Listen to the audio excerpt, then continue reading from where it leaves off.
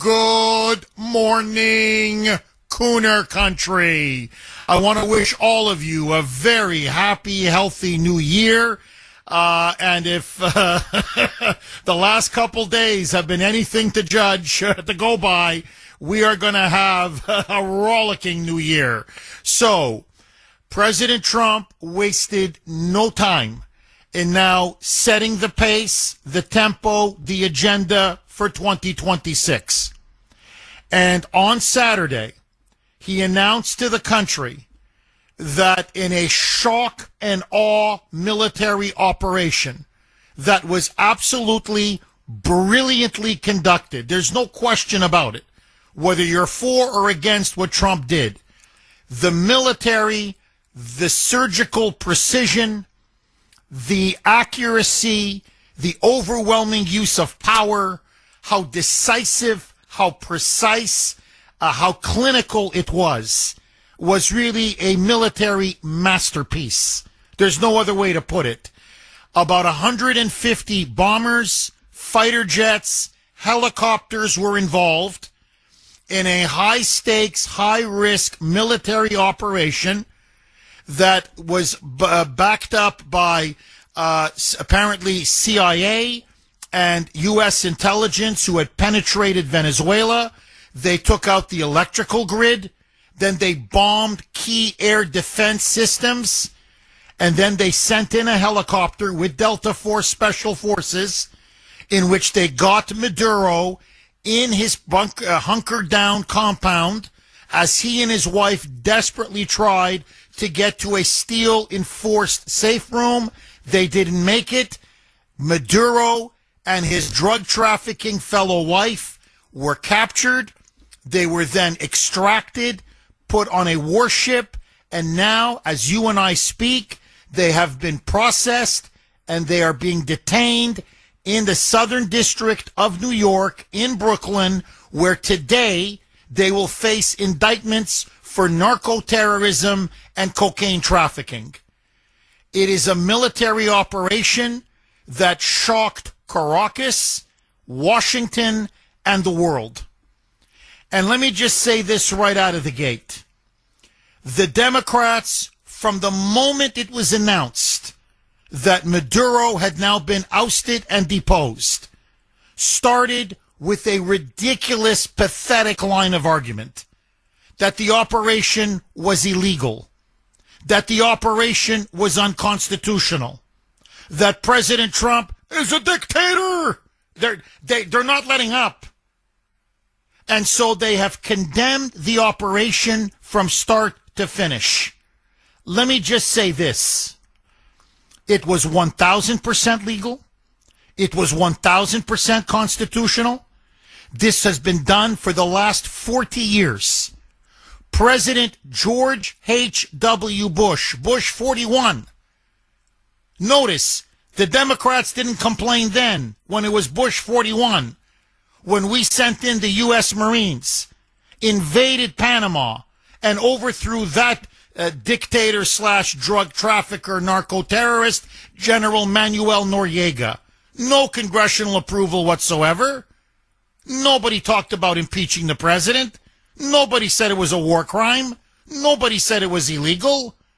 Okay, you don't like that one? How about when the dear litter, Barack Hussein Obama, attacked Libya and destroyed that entire country, and by the way, unleashed American forces, American air power, American missiles, American boots on the ground, with no congressional authorization, zero, none.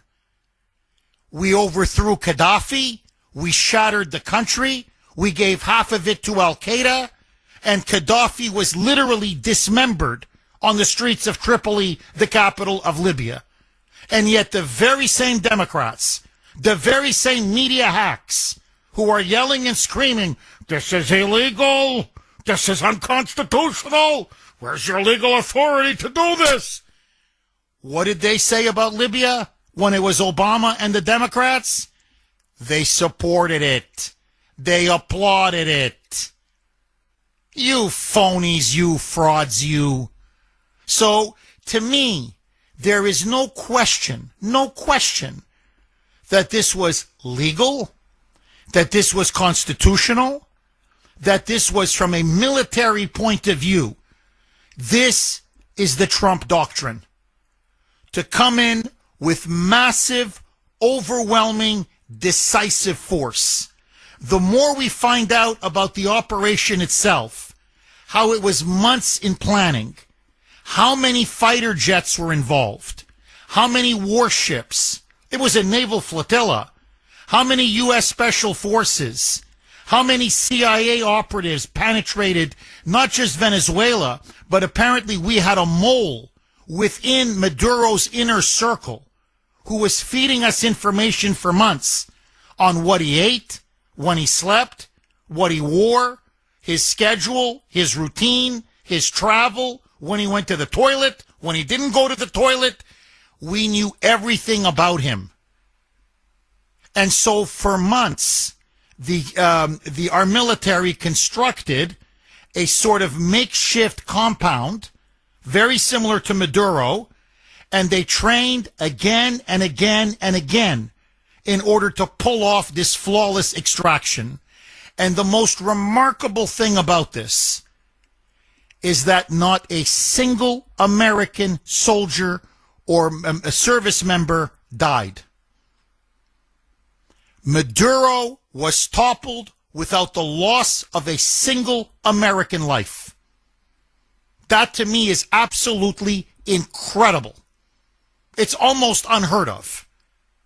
Several service members were injured, but these were minor injuries. One of our helicopters was damaged, but managed to get out of Venezuela and is in safe hands. So, other than a damaged helicopter and several wounded service members who will all make a full recovery, no one was killed. So, from a military standpoint, from an operational standpoint, this is incredible. This was basically a flawless raid and execution of American power. Let me also say this, because I think this is also undeniable. For the people of Venezuela, they are dancing on the streets of Caracas. The media is not showing you the images that are being broadcast all over Latin America. How Venezuelans are ripping down all the posters, all of the portraits of Maduro across the city, and how they are dancing on the streets. That the Venezuelan diaspora in Miami, in Las Vegas, in Buenos Aires, in Chile, all over the world, are celebrating, chanting Venezuela Libre, Venezuela Libre, Venezuela is now free, Venezuela is now free. Maduro was a communist, he was a mass murderer, he was a drug trafficker, he was a narco-terrorist who starved his people, 8 million of them. It's a country of 28 million people. 8 million of them were starved into leaving their homeland. Venezuela's biggest export wasn't oil under Maduro, it was migrants, it was people. Because that's how badly his criminal narco-trafficking regime ran that country into the ground. So, to me, there is no question that for Venezuela and the Venezuelan people, this is going to be a huge, huge improvement in their lives, at least in the short term. Because there is now a big if behind this entire operation. And that is what now comes next. If there's a civil war, if the remnants of the Maduro regime, if Marxist guerrillas who are coming in from Colombia and other parts of Latin America decide to wage a terrorist insurgency, then maybe it may not be so good for the Venezuelan people in a year or 2 or 3. We shall see. But in the short term, there's no question this is benefiting the Venezuelan people. To me, as an America First conservative, and you know my position, I'm generally a non-military interventionist. I don't like military interventions. I don't like regime change. I rarely support them. I think they lead to eventually to nation building and ultimately a quagmire and disaster. My question is, was it legal? Yes. Was it constitutional? Yes. Was it militarily brilliant? Yes. Will this benefit Venezuela and the Venezuelans? Yes. But is it in America's national interest? 617-266-6868 is the number.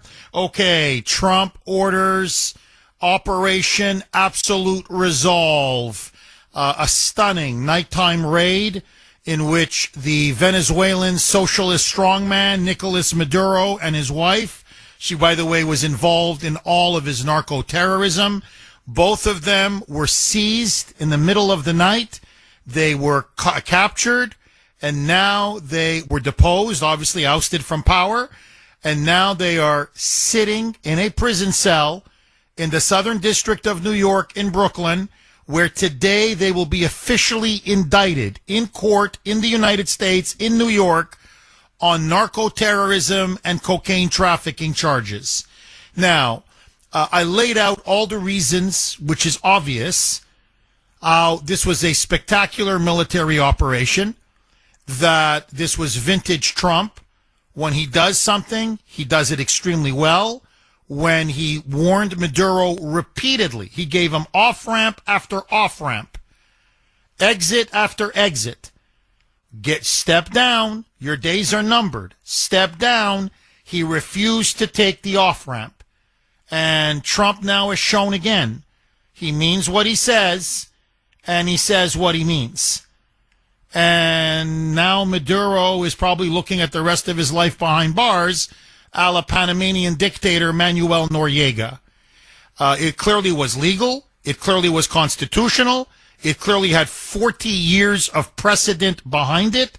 So everything the Democrats are barking about and the media is crying about, as usual, is a pack of lies and propaganda.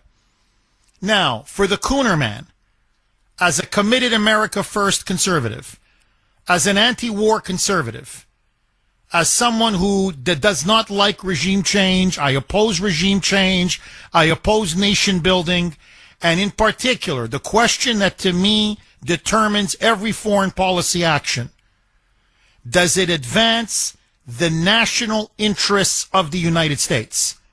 It advances the interests of Venezuela, there's no question.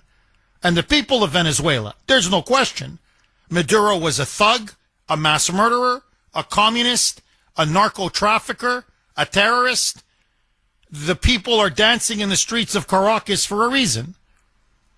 Because the butcher of Caracas is gone. But I'm not thinking about the people of Venezuela, with all due respect to them.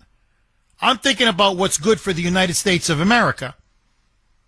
And to me, when Trump addressed the country and then did a press conference back and forth taking questions on Saturday, hours after the successful military operation, this is what changed it for the Kuhner man. Roll cut 3, Mike. We're going to run the country until such time as we can do a safe, proper, and judicious transition. So we don't want to be involved with having somebody else get in, and we have the same situation that we had for the last long period of years. So we are going to run the country until such time as we can do a safe, proper, and judicious.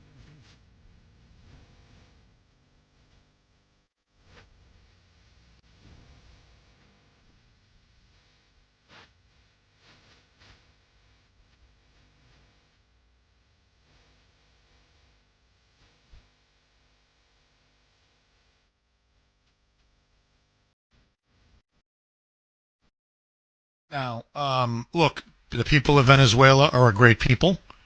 The Venezuelans who live in the United States, I understand, they lost everything.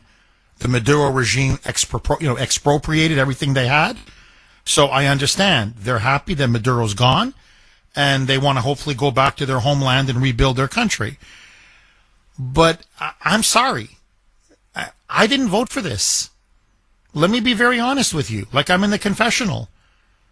If I asked you the day before President Trump was elected, okay, November 2024, the day before the election, do you want President Trump to send in the special forces, the U.S. military, and do you think it is of our vital national interest that we depose and overthrow the Maduro regime?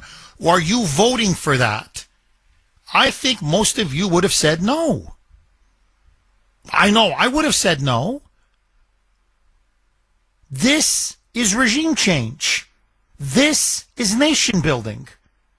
And Trump went on to say later, I'll play the cuts, but just to sum it up quickly, he said, no, he's already appointed a quote-unquote transition team. It's going to be led by Marco Rubio, Pete Hegseth, General Dan Kane, the chairman of the Joint Chiefs, and basically now we're going to be running Venezuela. Now, we're not talking for a couple weeks or maybe even a couple months. As President Trump and his team are telling the media, we're looking at least a year, if not several years, for a proper transition to take place, because their goal is to rebuild Venezuela's oil infrastructure, which is now decrepit thanks to Maduro and Chavez, his predecessor. And so they say to make Venezuela, and this is actually the term that Trump used, to make Venezuela, quote unquote, great again. We have to get the oil flowing from the ground. Now, I'm like, whoa. Is this Donald Trump or is this George W. Bush? I voted for MAGA. I voted for America First. I voted for minding our own business and ending forever wars. I didn't vote for the Trump-Bush doctrine, the Trump-Bush neoconservative agenda. We can't take it.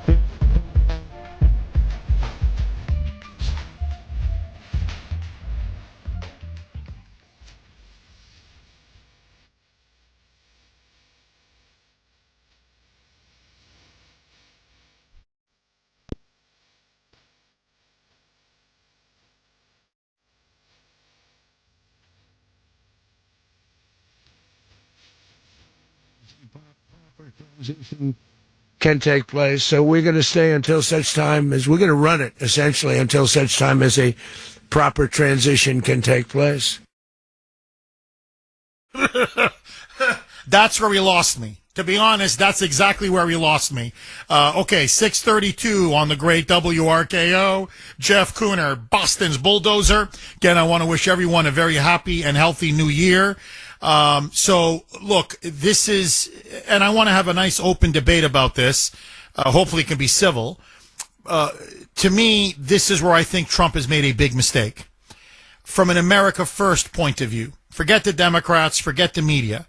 I'm talking now about what's in the national interest of the United States and what I voted for, and I think millions and millions of his supporters voted for. We didn't vote for regime change. We didn't vote. This is nation building. This is nation building. Let's be honest about it. We're now in the business of reconstructing Venezuela. We're now in the business of running a third world country. And it's going to take tens, if not hundreds of billions of dollars.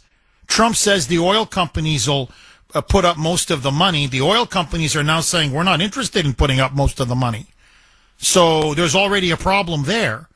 We're going to have to put more boots on the ground just to protect the oil infrastructure as we try to modernize the pipelines, extracting oil from the ground, their entire oil infrastructure that Maduro and Chavez just laid waste to. I mean, just destroyed. So we're going to be there for many years to come. Let's not delude ourselves.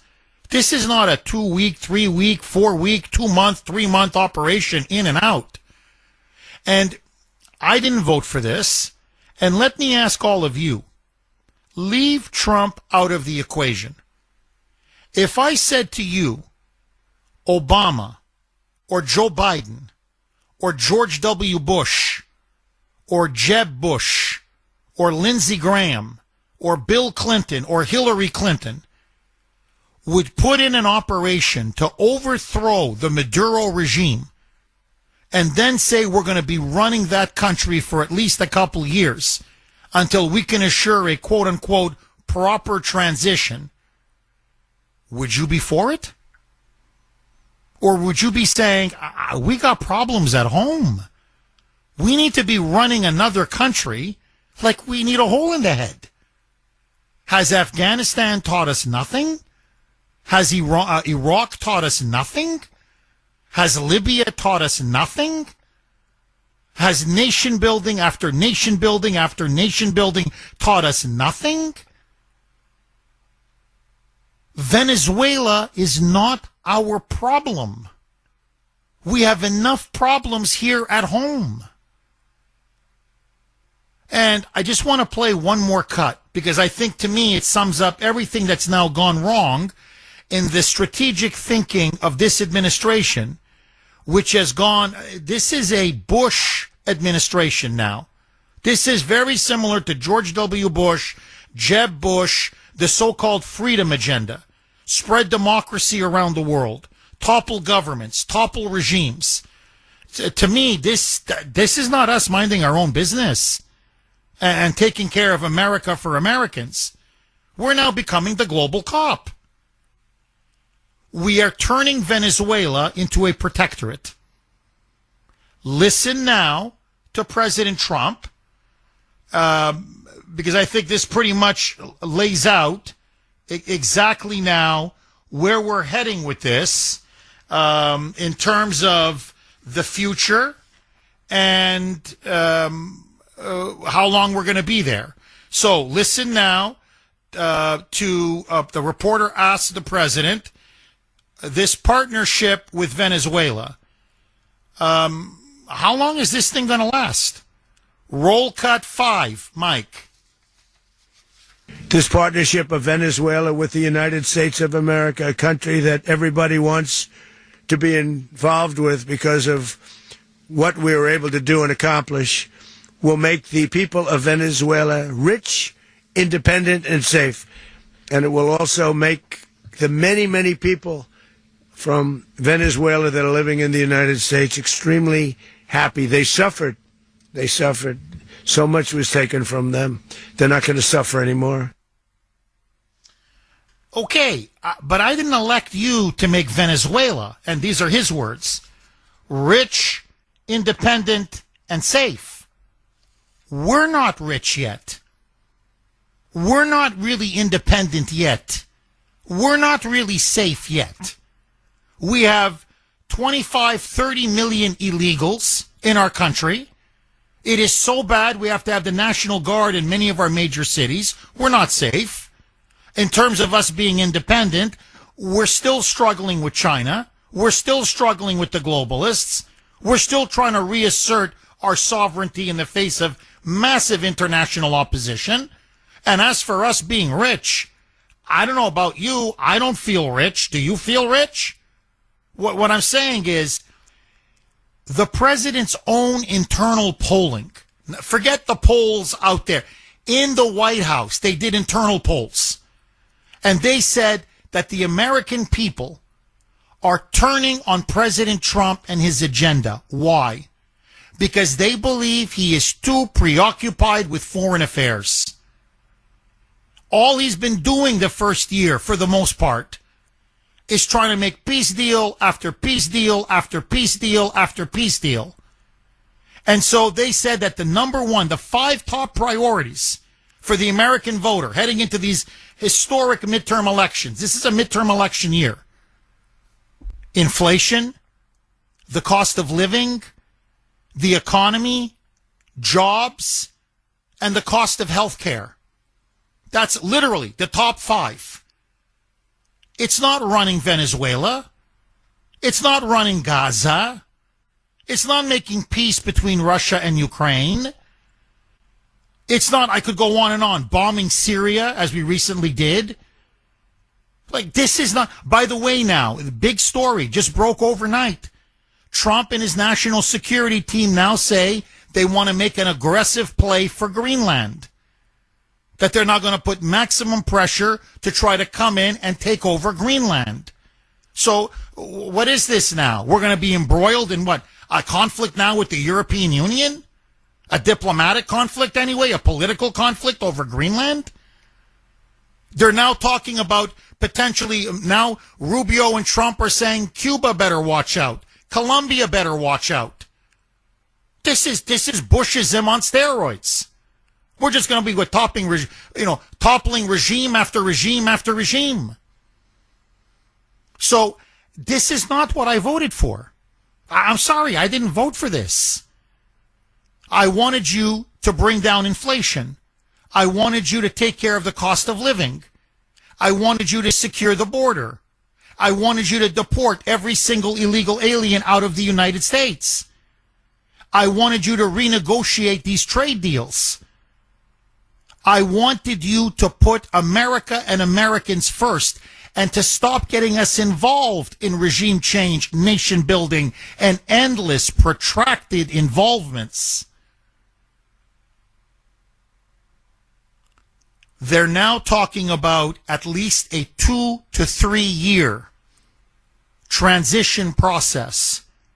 And that's assuming that everything goes well. We don't know what's going to happen. We don't know what the reaction from the remnants of the Maduro regime will be. Will they wage a guerrilla insurgency against American troops or against American oil companies that are going to be invited to come in? Are we going to have a potential civil war? Are our troops going to get sucked in more and more as we're responsible to restore order and stability in that broken, shattered country? No one, again, it's what we've been doing for the last 40 years. We topple a government, we topple a regime, the military execution is spectacular and brilliant. But what comes after? No one thought about this in Afghanistan. What comes next? In Iraq, what comes next? In Libya, what comes next? In Syria, what comes next? Now it's Venezuela. What comes next? And so this is not, to me, America first. This is Venezuela first. So my advice to the president, get out. Get out. Don't get involved in Venezuela. It's not our business. The U.S. is going to run Venezuela. So who's in power right now? Well, we're going to be running it with a group, and we're going to make sure it's run properly. We're going to rebuild the oil infrastructure, which will cost billions of dollars. It'll be paid for by the oil companies directly. They will be reimbursed for what they're doing, but that's going to be paid. And we're going to get the oil flowing the way it should be. As you know, it was just a minor flow. It was actually a minor flow for what they have. But we're going to run it properly, and we're going to make sure the people of Venezuela are taken care of. We're going to make sure the people that were forced out of Venezuela by this thug are also taken care of. Look, how is this our business? Again, look, I love the guy. You know me. I love the guy. Voted for him 3 times, would vote for him 3 more times. But we got to take care of the people of Venezuela? Why? We got to take care of the people who fled Venezuela? Why? Like, did you vote for this? I didn't vote for this. So, my question to you, 6:50 now on the great WRKO, Jeff Kuhner, Boston's Bulldozer, 617-266-6868. A, do you support Trump's decision to overthrow Nicolas Maduro, the Venezuelan socialist dictator? And B, and this is now the one that's really causing a lot of controversy, or at least debate and discussion, Trump now says for a quote-unquote undefined transition period, which now looks like it's going to be at least several years, the United States will be running and governing Venezuela. Should we be running Venezuela? 617-266-6868. Line, you know my position? No. Call quick elections and get out. Get out. Because this thing could be another quagmire. But that's me. I want to hear from you. 617-266-6868. Lines are loaded. Tommy in West Virginia, you're going to kick us off. First caller of 2026. Tommy, welcome. And Happy New Year to Kuhner Country, and Happy New Year to you and your family, Jeff. Thank you, Tommy. Happy New Year. All the best to you and your whole family. Thank you. You left out one very important factor in this military raid and regime change. China, Russia, Iran, and Hamas, or possibly Hezbollah, has their feet in the ground in Venezuela. And I'm not a scholar on the Monroe Doctrine by any chance, or by any stretch of the imagination, but I do support what Trump is doing in this case. And yes, he went back on a political campaign promise, and he needs to make it clear to the American people why this is necessary, why they need to install, and he needs to come out and say it. We need to install a constitutional republic for the people of Venezuela so we won't have to go through this again. And China has been going into all these third world countries with a lot of cash, building up their infrastructure. We don't have the money to do that. The Chinese do, for now, in the foreseeable future. They are not our friends. And what happens if the Chinese start putting naval ships in that country? So this is basically, we're heading them off at the pass. And the other thing, what's in it for me as an American on a fixed income, if Venezuela, with American oil companies, start producing oil, the prices will continue to go down. Yes, the United States is the world's largest producer of oil and natural gas as of now. But the more, the merrier when it comes to this. And the hand-wringing that's going to go on National Public Radio is going to be incredible today. And all I can say is that Trump needs to make it clear what our intentions are. And it would really be nice that within, say, 2 years, and it's not going to take years to redo their infrastructure. Look at what happened with Iraq after 1991, or excuse me, Kuwait after what happened in 1991. I remember the famed scientist Carl Sagan going, billions and billions of years it'll take before we're able to get those oil wells out. And they got them out within a few months. Some guy named Red Adair from Texas figured out a way to put those burning oil fields out. And then within a few years, Kuwait was back to doing what it does, producing oil. And the Kuwaitis, it's a small Arab country, but they have an incredibly high standard of living. And the same thing could happen for the people in Venezuela.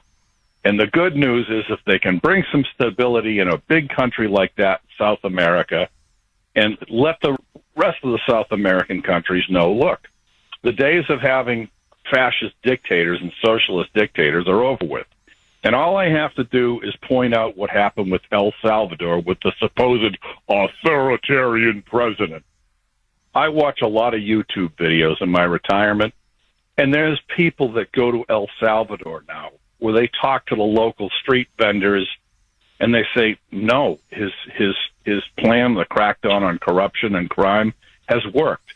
It's a very safe country to go to now. And unfortunately, the limp-wristed men of National Public Radio, and especially the Associated Press, and I stress that point, limp-wristed men will never tell you that side of the so-called authoritarian president. So anyway, no, I support what Trump's doing, but he needs to be clear and make it perfectly clear that yes, and he also needs to warn the people that whether they be rebels from Colombia or communist insurgents or whatever, that no, it's not going to happen. Those are my thoughts, Jeff, and thank you. Interesting. Tommy, as always, thank you very, very much for that call. Look, I can just tell you this is what's happening almost as we speak. The vice president, she was the vice president under Maduro, who, by the way, is a hardcore socialist communist believer. I mean, she's a fanatic. She came out yesterday and delivered a scathing speech saying that she's now the de facto president. She was sworn in. Rubio apparently has been talking to her. And she came out and said that, by the way, flanked by her interior minister, her defense minister, both of whom are involved in narco-terrorism. I don't mean like as an opinion. Indicted.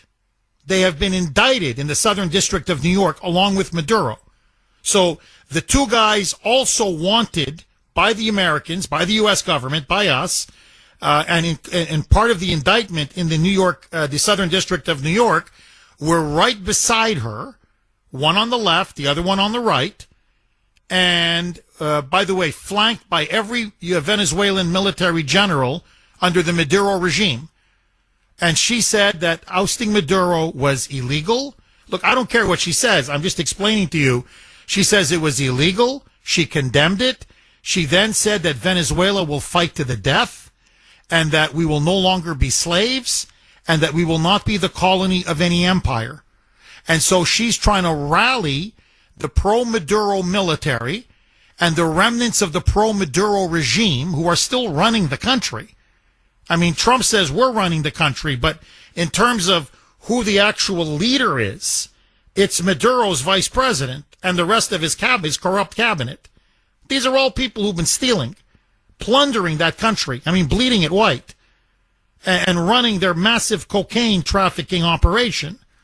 They're still in power. So this is a dilemma now that Trump has. Either you deal with the remnants of the regime. So how much can you really clean up Venezuela? Or you've got to completely purge the regime. But the more you purge the regime, and Rubio admitted this, the more troops, American troops, you have to send in.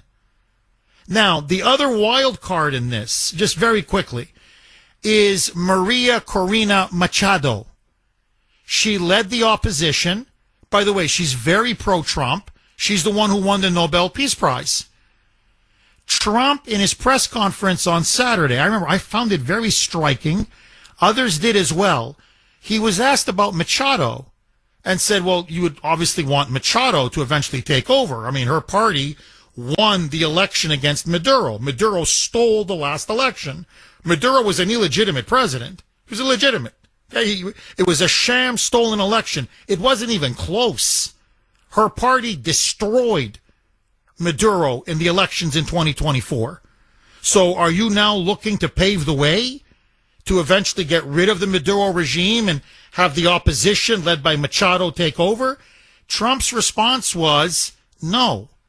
He would prefer to work with this vice president, Maduro's number two, and that Machado, according to Trump, I'm going to use practically a verbatim quote, doesn't have the support or the respect necessary in Venezuela to successfully run the country. So in the short term, at a minimum, he's now sidelined Machado. So the opposition in Venezuela is sort of like, what did we do? I thought if Maduro falls, we get to come to power. Trump, I think he wants to minimize disruption. I think he wants to minimize our involvement. He can see this could be quicksand very fast. The problem now is, I don't know if the opposition is going to accept this new vice president. So this thing could unravel very quick, very, very quick. And that's why I think Trump has to make a decision. Are you going to stay in bed with the old regime as long as they toe the line on oil and on not dealing anymore with Russia and China and not sending drugs to our country? Or are you going to say, out with all of them, just take out the entire regime and replace them with Machado and the opposition? If he goes the second route, then the military may turn and wage a guerrilla insurgency. So Trump doesn't want to see that. That's why he's trying to tell them, we'll work with you if you work with us. And freezing out the opposition. But my overall point, and I get where Tommy's coming from. Look, I don't like Russia and China in Venezuela. I don't like Iran in Venezuela. I don't like the Maduro regime. I never have. To me, they're a satellite of Cuba. It's a vile anti-American regime. Please, don't get me wrong. But you know the expression, you break it, you own it? Well, we've now broken it. And now we own it. And I don't think it's as easy as people think. I think, again, we've gotten ahead of our skis. We did a great, brilliant military operation to topple a government or a leader, but we don't think and plan for what comes next. And I fear what comes next may not be in our national interest. But again, that's me. 617-266-6868. Todd in Cambridge. Thanks for holding, Todd, and welcome. Morning, Jeff. Thanks for taking my call, and Happy New Year to you and your family, sir. Happy New Year. All the best to you and your family, Todd. Quick question before I get to my main point, though. Biden offered a $25 million bounty on Maduro's head. Trump got him. I say pay that man his money. Could you imagine if he insisted on that $25 billion? That would be the ultimate kicking the beanbag there. But anyways, for decades now, it seems, we have had the new axis of evil against us, like with Russia, Iran, China, North Korea, and Venezuela. And one at a time, without going to war with them, we've dismantled every single one of them. With China, their strength was through manufacturing. We imposed the tariffs and brought manufacturing back to America. With Russia, we told Europe, you need to bump up your defense spending to 5% of your GDP. And with Iran, well, one bad night will cure everything over there. And then with North Korea, we had a sit-down talk with the leader over there and told them, you want to be like Taiwan someday? You better start acting like us. And we haven't heard a peep from them since. And now we went after Venezuela. All this without going to war against all five of them at once, which would have been a World War III. And every single one of our axis of evil, our enemies against us, are falling. And I could not be happier, Jeff, and I say go President Trump. Are you worried at all that this could become a quagmire, Todd? Perhaps. But on the same token, what do we do for the last 4 years? We complain, oh, China's getting stronger. Iran's just much closer to a nuclear warhead. And Russia's on the verge of taking over Europe. And we kept worrying about all these other things. But no matter what the president does, if he spends time dealing with things abroad, we say he needs to be spending more time worrying about things at home. And when he worries about things at home, we say, well, look at how much stronger our enemies have gotten overseas. We're never happy. So I don't want to hear it. I'm just saying he's doing the right thing, and it's a long game. But all this without going into World War III, I say go President Trump. Todd, thank you very much for that call. I really appreciate it. 617-266-6868 is the number. Okay, so both Tommy and Todd say, look at the big picture. The big picture is Trump is reasserting American dominance in the Western Hemisphere. This is a blow against China, against Russia, against Iran, and against this axis of evil against the United States. He's doing it judiciously, smartly, intelligently. He's unraveling and taking apart this axis, piece by piece by piece, In other words, this is three-dimensional chess. Trump is looking at the big picture, and he's just taken a major piece off the board for Tehran, Moscow, and Beijing. 617-266-6868 is the number. Angelo in Rockland. Thanks for holding, Angelo, and welcome. Those first two callers, Jeff, I believe they hit the nail on the head. I mean, let's not forget what's going on. We're being hit from oh my God, Islam. They're just out of control what they're doing all over our country. Get the drugs in, weaken our youth, radicalize everybody, support Hamas. There's a lot going on here. Someone has to pick up the ball and do something, and he is doing that. It'll pan out. It's in our best interest. It's just terrible that no one else sees that. I think a lot of people are getting paid off, and they're going to argue the fight in Congress because a lot of their money trails is definitely drying up between Doge, between getting all these drugs off the streets. Everybody has a loved one or a friend that they know or a family member they lost because of fentanyl. I'm not saying this is revenge for that, but it has to stop, and no one's stepping up. Everything's wrong. Everything's wrong. This is our backyard. We have to clean it up.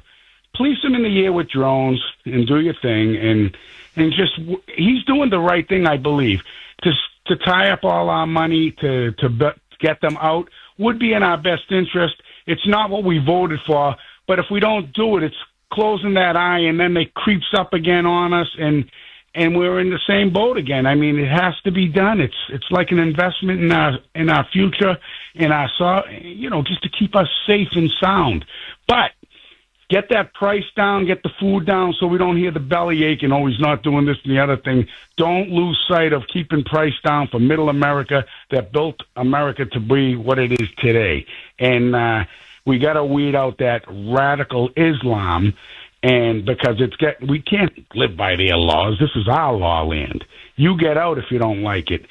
I'd wrap them all up like a Christmas gift and send them over to the Middle East again. I'll see you later. What do you think? Angelo, look, just to bounce off of your point, and this is a point I made on X last night.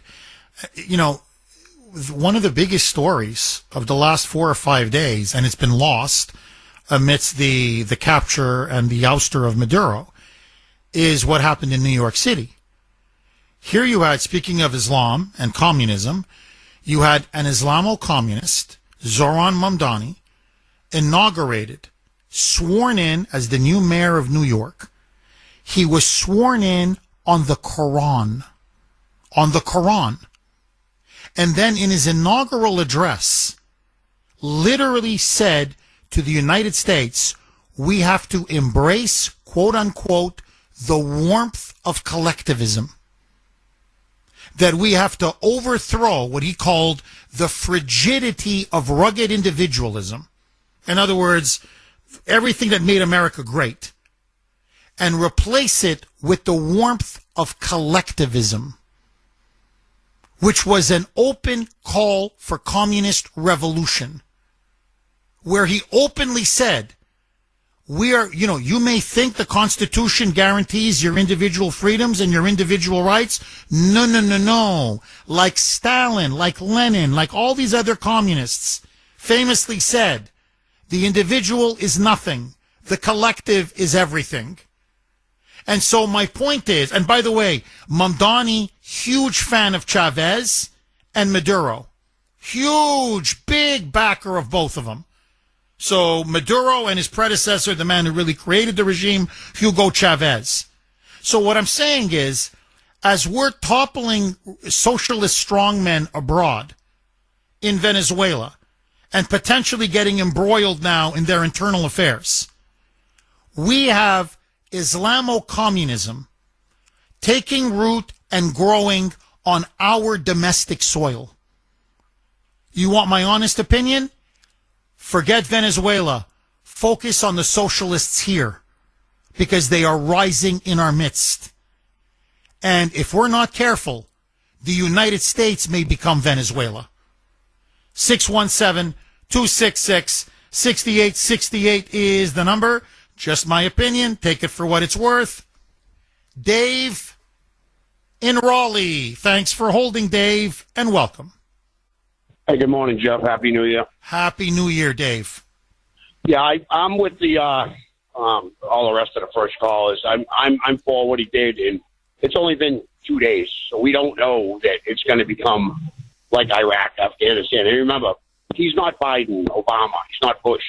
And if there is, guerrilla warfare, he's going to hammer them. It's not going to be these rules like the rules of engagement, like Obama put it, everything where you can't shoot this, you can't do that. No, it's going to be much different if it's under Trump dealing with them in a military way, And I agree, like you said. Dave, can you do me a big favor? I'm up against a break. I want to come back to you. Okay, Maduro is now gone. Trump, in an absolutely brilliant, spectacular, decisive, and very precise surgical military operation, deposed Maduro and captured his wife. They are now going to be arraigned in the Southern District of New York, probably today, on charges of narco-terrorism and cocaine trafficking. Right now, everyone is asking what will come next in Venezuela. So let me ask all of you 2 questions. Do you support Trump's decision to depose Maduro, the Venezuelan strongman? And B, Trump now says the United States, at least for a certain period of time, undefined, will be running Venezuela until a proper transition is done and they could restore the country's oil infrastructure and start to put that country together again. And he says perhaps in a couple of years, they will then hold elections. So my question to all of you, should the United States be running Venezuela? Is this nation building? And is this what you voted for? 617-266-6868. Let's go back to Dave in Raleigh. So far, the audience, the callers, unanimously in support of Trump. You're all in disagreement with the Kuhner man. That's okay. This is a free speech zone after all. Dave, please, I want to ask you an all-important question, but before I do, you said you think Trump did the right thing.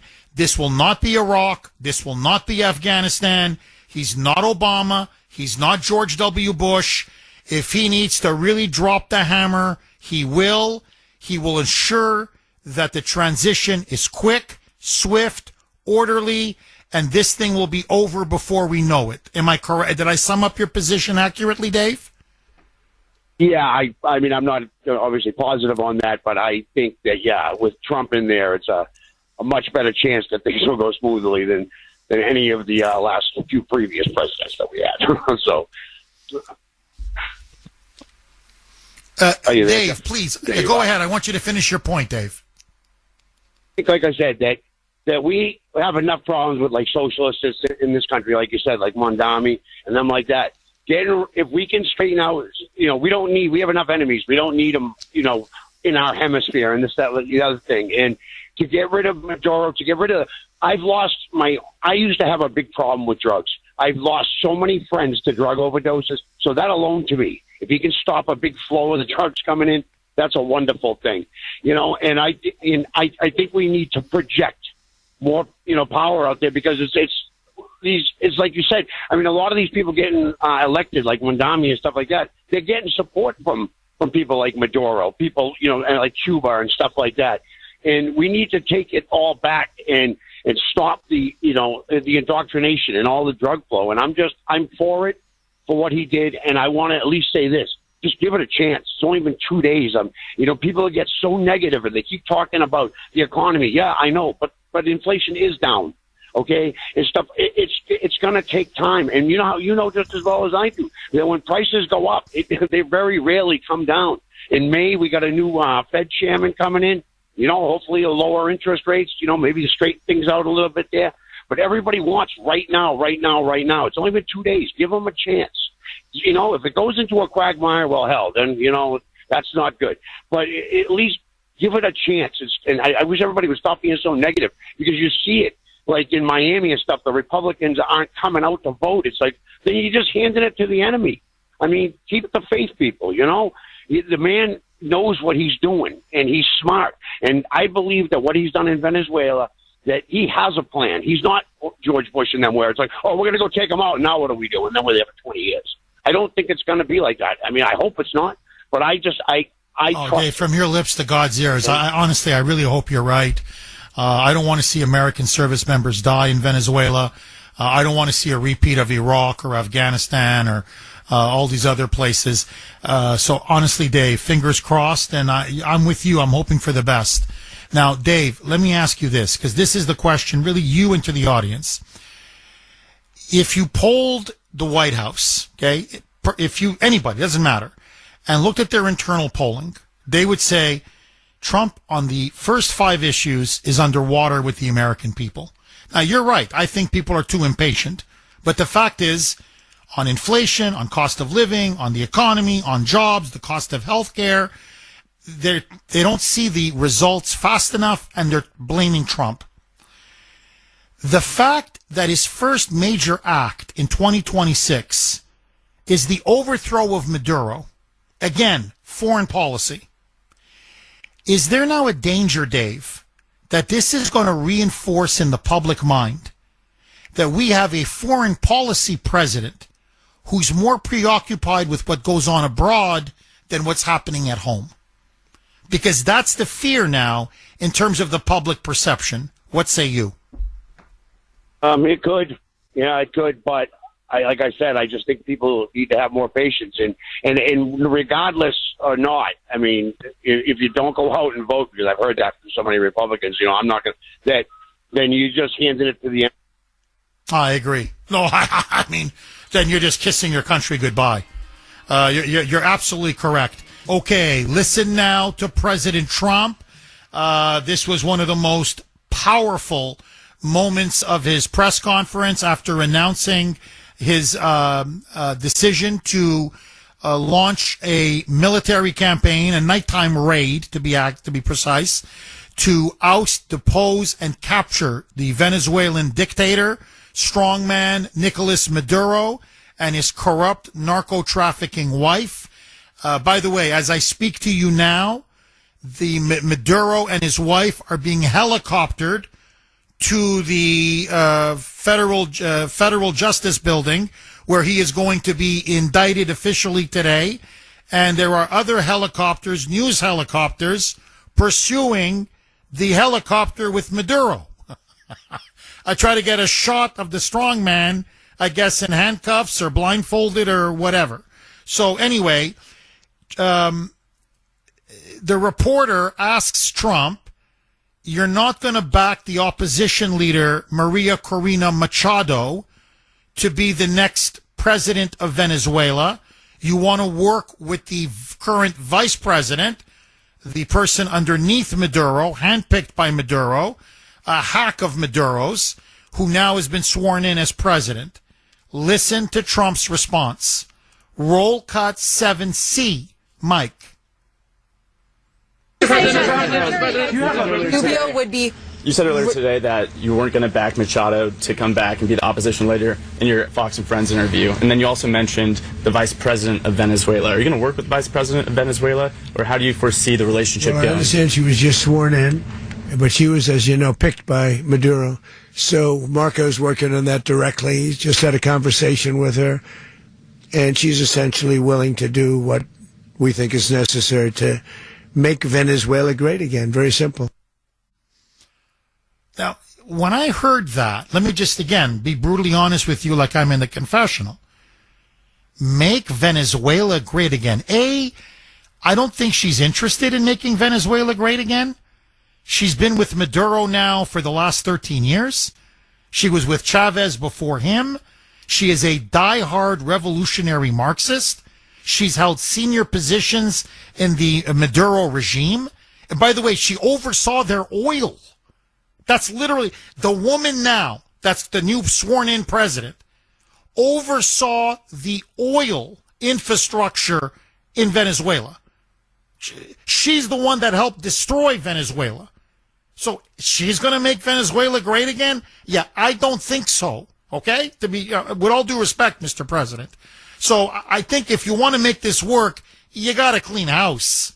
She's got to go. The interior minister's got to go. The defense minister's got to go. The whole corrupt gang has got to go. Okay? That's point number one. But to me, forget that. That's their business.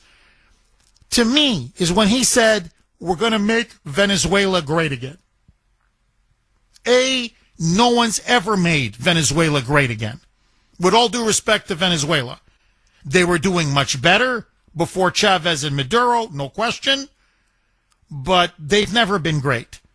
In Latin America, it's very hard to get a stable, prosperous regime. It's plagued that region for centuries. We're not God. We're not going to snap our fingers and suddenly within 2-3 years turn Venezuela into the Switzerland of the Western Hemisphere. So I think, to be honest, again, the objectives, the aims, the goals are too quixotic. They're, I think, a bit messianic. I think that I'm like, everybody, let's just calm down. We're getting involved in nation building, and nation building never ends well. It never ends well because no country has the power to transform another country if the people don't want to make themselves great. Now, to me, the bigger issue is this. I elected Trump. I voted for Trump to make America great. Not to make Venezuela great, or to make Gaza great, or to make Ukraine great, or pick your country. The President of the United States should focus on the primary interests of America and the American people. His job is to make us great. The rest of the world, they have leaders to take care of them. And so I want to ask all of you, did you vote for this? Did you vote to make Venezuela great? Because honestly, I didn't. But that's me. 617-266-6868 is the number. Okay, it is the Kuhner Country poll question of the day, sponsored by Mario's. Mario's Quality Roofing, Siding, and Windows. President Trump removed Venezuelan strongman Maduro from office to A, take Venezuela's oil, or B, end Venezuela's narco-terrorism. What do you think was the ultimate motive or reason for Trump deciding to oust Maduro? A, get the oil. B, end narco-terrorism. You can vote on our webpage, wrko.com/Kuhner, wrko.com/Kuhner, Kuhn is in national ER. You can also vote via X, and I was, again, active on X last night.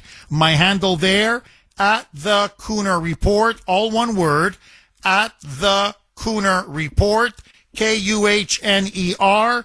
Andy in Milford. Thanks for holding, Andy, and welcome. Good morning, Jeff.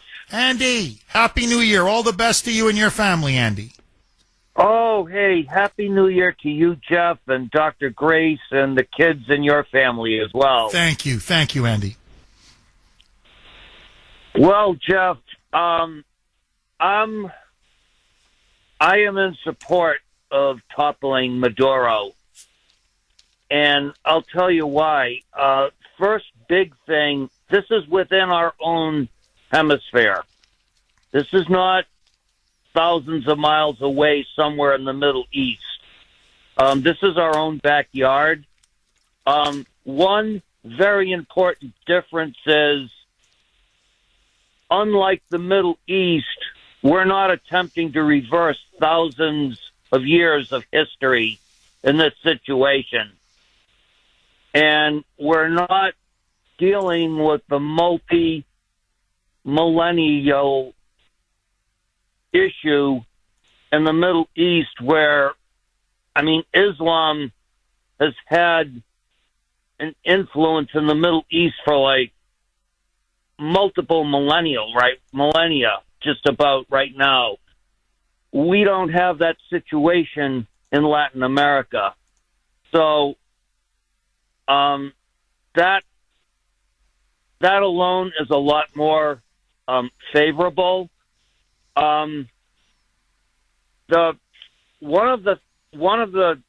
One aspect of this, Jeff, that I see that is in our national interest is if they can get Maduro to give up on a silver platter, every dirty U.S. politician or corrupt American CEO that wound up on his payroll, that, my friend, is very much within our national interest. Well, that's an excellent point. Andy, I have to say, that's a very good point. Look, you can tell the Democrats, they don't care about the national interest or what's America first or not America first. They're reflexively against Trump because whatever Trump does, they oppose.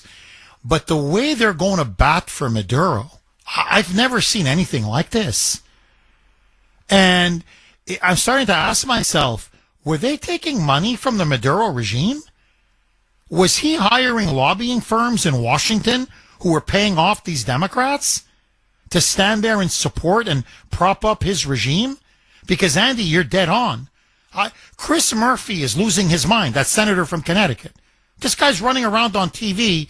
He's more pro-Maduro than people in Maduro's regime. You can't make this up. So I think clearly if they can show a financial link or connection between Maduro and the Democrats and Maduro and many in the corrupt, crooked corporate media, then you know what, Mandy, maybe the Kuhner man will rethink what he's been saying. But no, that's a very good point. No, look, Andy, this is my fear in a nutshell. My fear is this thing goes south in Venezuela quickly. Our boys start coming home in body bags. The American public turns on Trump, and we lose the midterms. That's my fear. Okay, President Trump pulls the trigger. He wasn't playing around. He kept warning Maduro, you play around, you're going to find out. Well, Saturday morning, he found out. Trump ordered Operation Absolute Resolve. Maduro was captured in a stunning, surgical, precision, decisive nighttime raid. And as I speak to you now, he's being flown in a helicopter in a New York courtroom where he will be indicted officially on narco-terrorism and cocaine trafficking charges. My question to all of you, do you support Trump's decision to topple Maduro? And Trump says we will now have to run Venezuela for a transition period so the country can get back on its feet, the oil can start flowing again, and then eventually elections will be held. Should we be running Venezuela? Are we now involved in nation building? And as some are now saying, is this American imperialism? Is essentially now Venezuela an American protectorate? And should we be in the nation-building imperialist game? 617-266-6868. Lines are loaded. Mark in Medford. Thanks for holding, Mark, and welcome. Good morning, Jeff. I hope you had a very Merry Christmas and a Happy New Year. I did. Happy New Year. All the best to you and your family, Mark. Thank you very much, my friend. So, in a way, Jeff, I think we all voted for this in one way or another, and I'll tell you why. I did vote for fentanyl and other drugs to stop being poured into this country. I did vote for prisons and insane asylums to be emptied into the United States. And I did vote for not regime change, Jeff, but I did vote for Trump making this world a better place. I know it's Make America Great Again. And I know he said make Venezuela great again. But I think what he meant by that, Jeff, is let's just make Venezuela what it used to be. And that's whatever it was again. He likes the word great. Let him use it. Give the guy the benefit of the doubt. And I think your poll question, Jeff, I think is unfair. I think you should add C, all of the above, because that's what I think he's doing. I think he's doing both of those. But, Jeff, I want to talk about right now, right here. Not 24 hours went by when the operation took place. And New York City had hundreds of protesters on the street with professionally made signs, handwritten signs that you could tell were written by the same person because the penmanship was exactly a carbon copy of the next one. Okay? But not too long ago, Jeff, it was, maybe a couple of months, that they were protesting no dictators, no kings. Oh, wait a minute, but now they're dictating for a king and a self-made king, I should say, and a protester.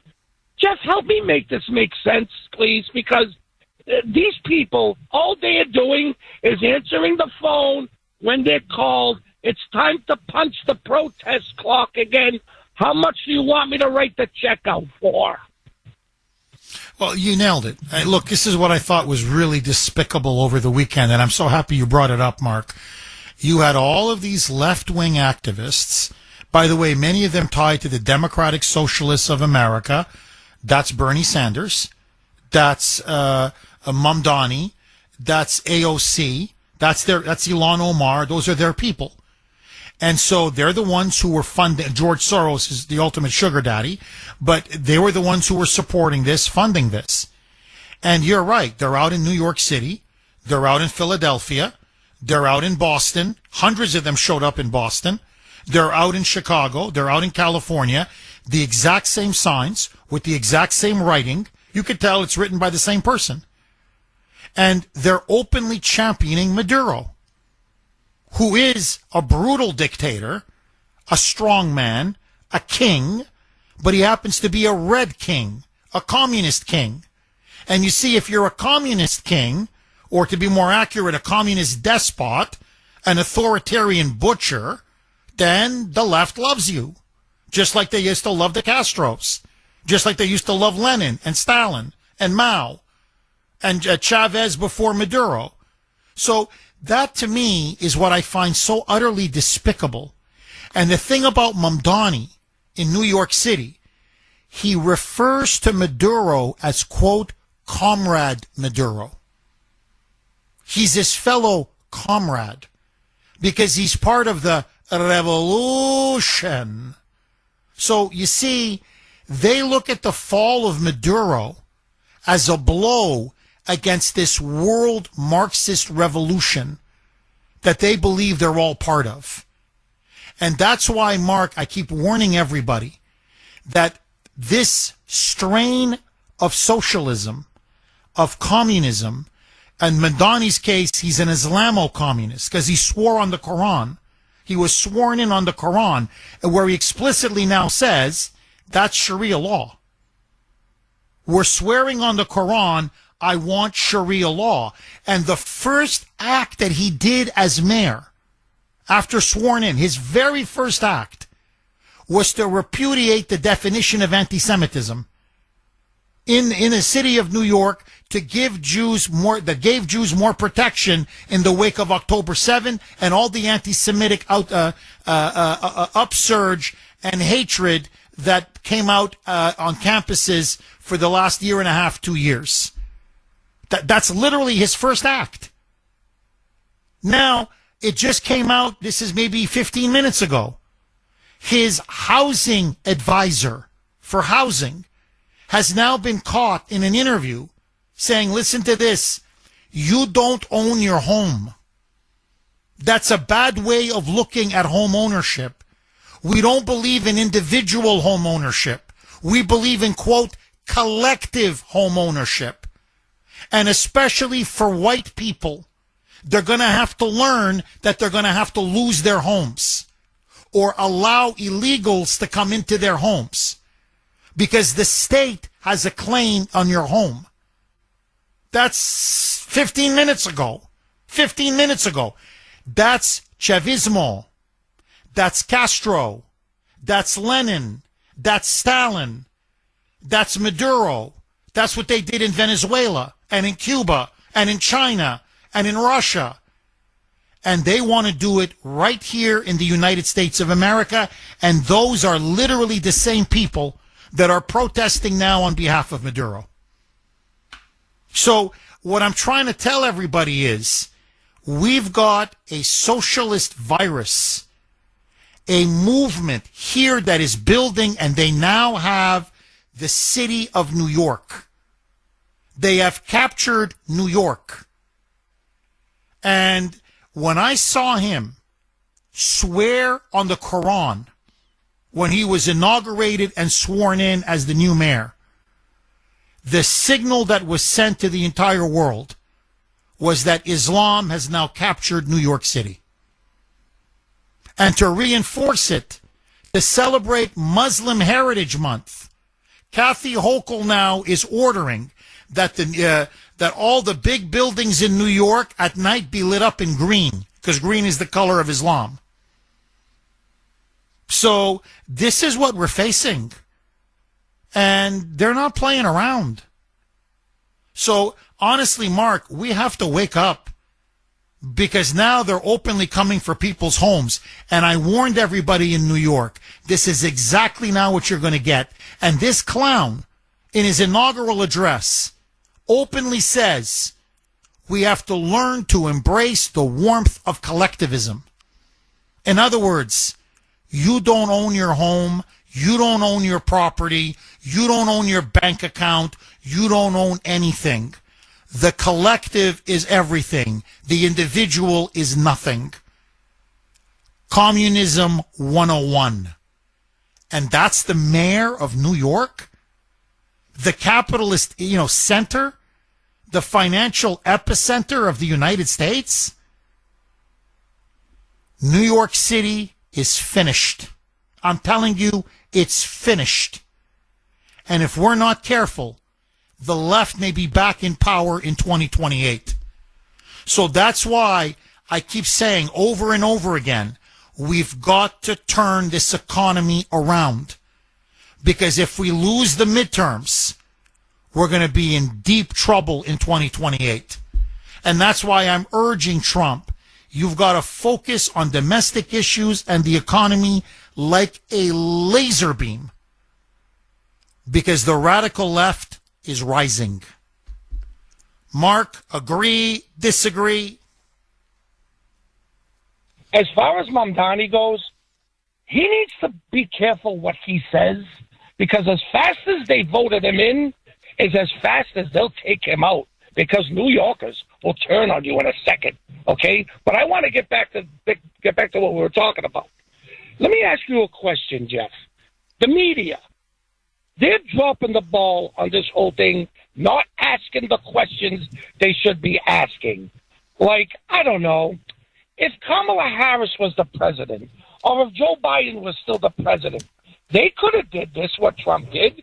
No, instead, they put a bounty on his head, hoping someone else would do it. They could have did it, Jeff.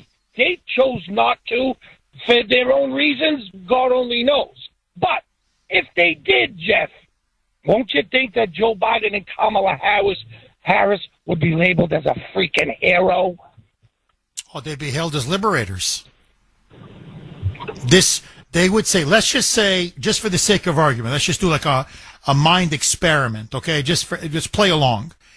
The exact same operation, exact same precision, exact same success, exact same professionalism. But it's not President Trump, it's Joey or Kamala. That's it. That's the only thing that changes. Oh, my God. It would be 24/7. Greatest military operation in the history of the world. Maduro was taken without a single American service member dying. Oh, my God. I mean, literally, this is one of the greatest masterpieces and masterstrokes in American military history. I mean, this would go on and on and on. They wouldn't stop. But you see, if it's a Republican, especially Trump, then it's a disaster. Then it's illegal. It's immoral. It's unconstitutional. They're already talking impeachment. Well, what are you going to impeach him on? Well, we'll find something. You see, when Obama destroys Libya and overthrows Gaddafi with no congressional approval, they loved it. No problem. When they bomb Syria and shatter that country, no problem. When George H.W. Bush overthrew Noriega in Panama, no congressional authorization, no problem. But when Trump takes out this socialist strongman, suddenly, oh my God, it's a constitutional crisis.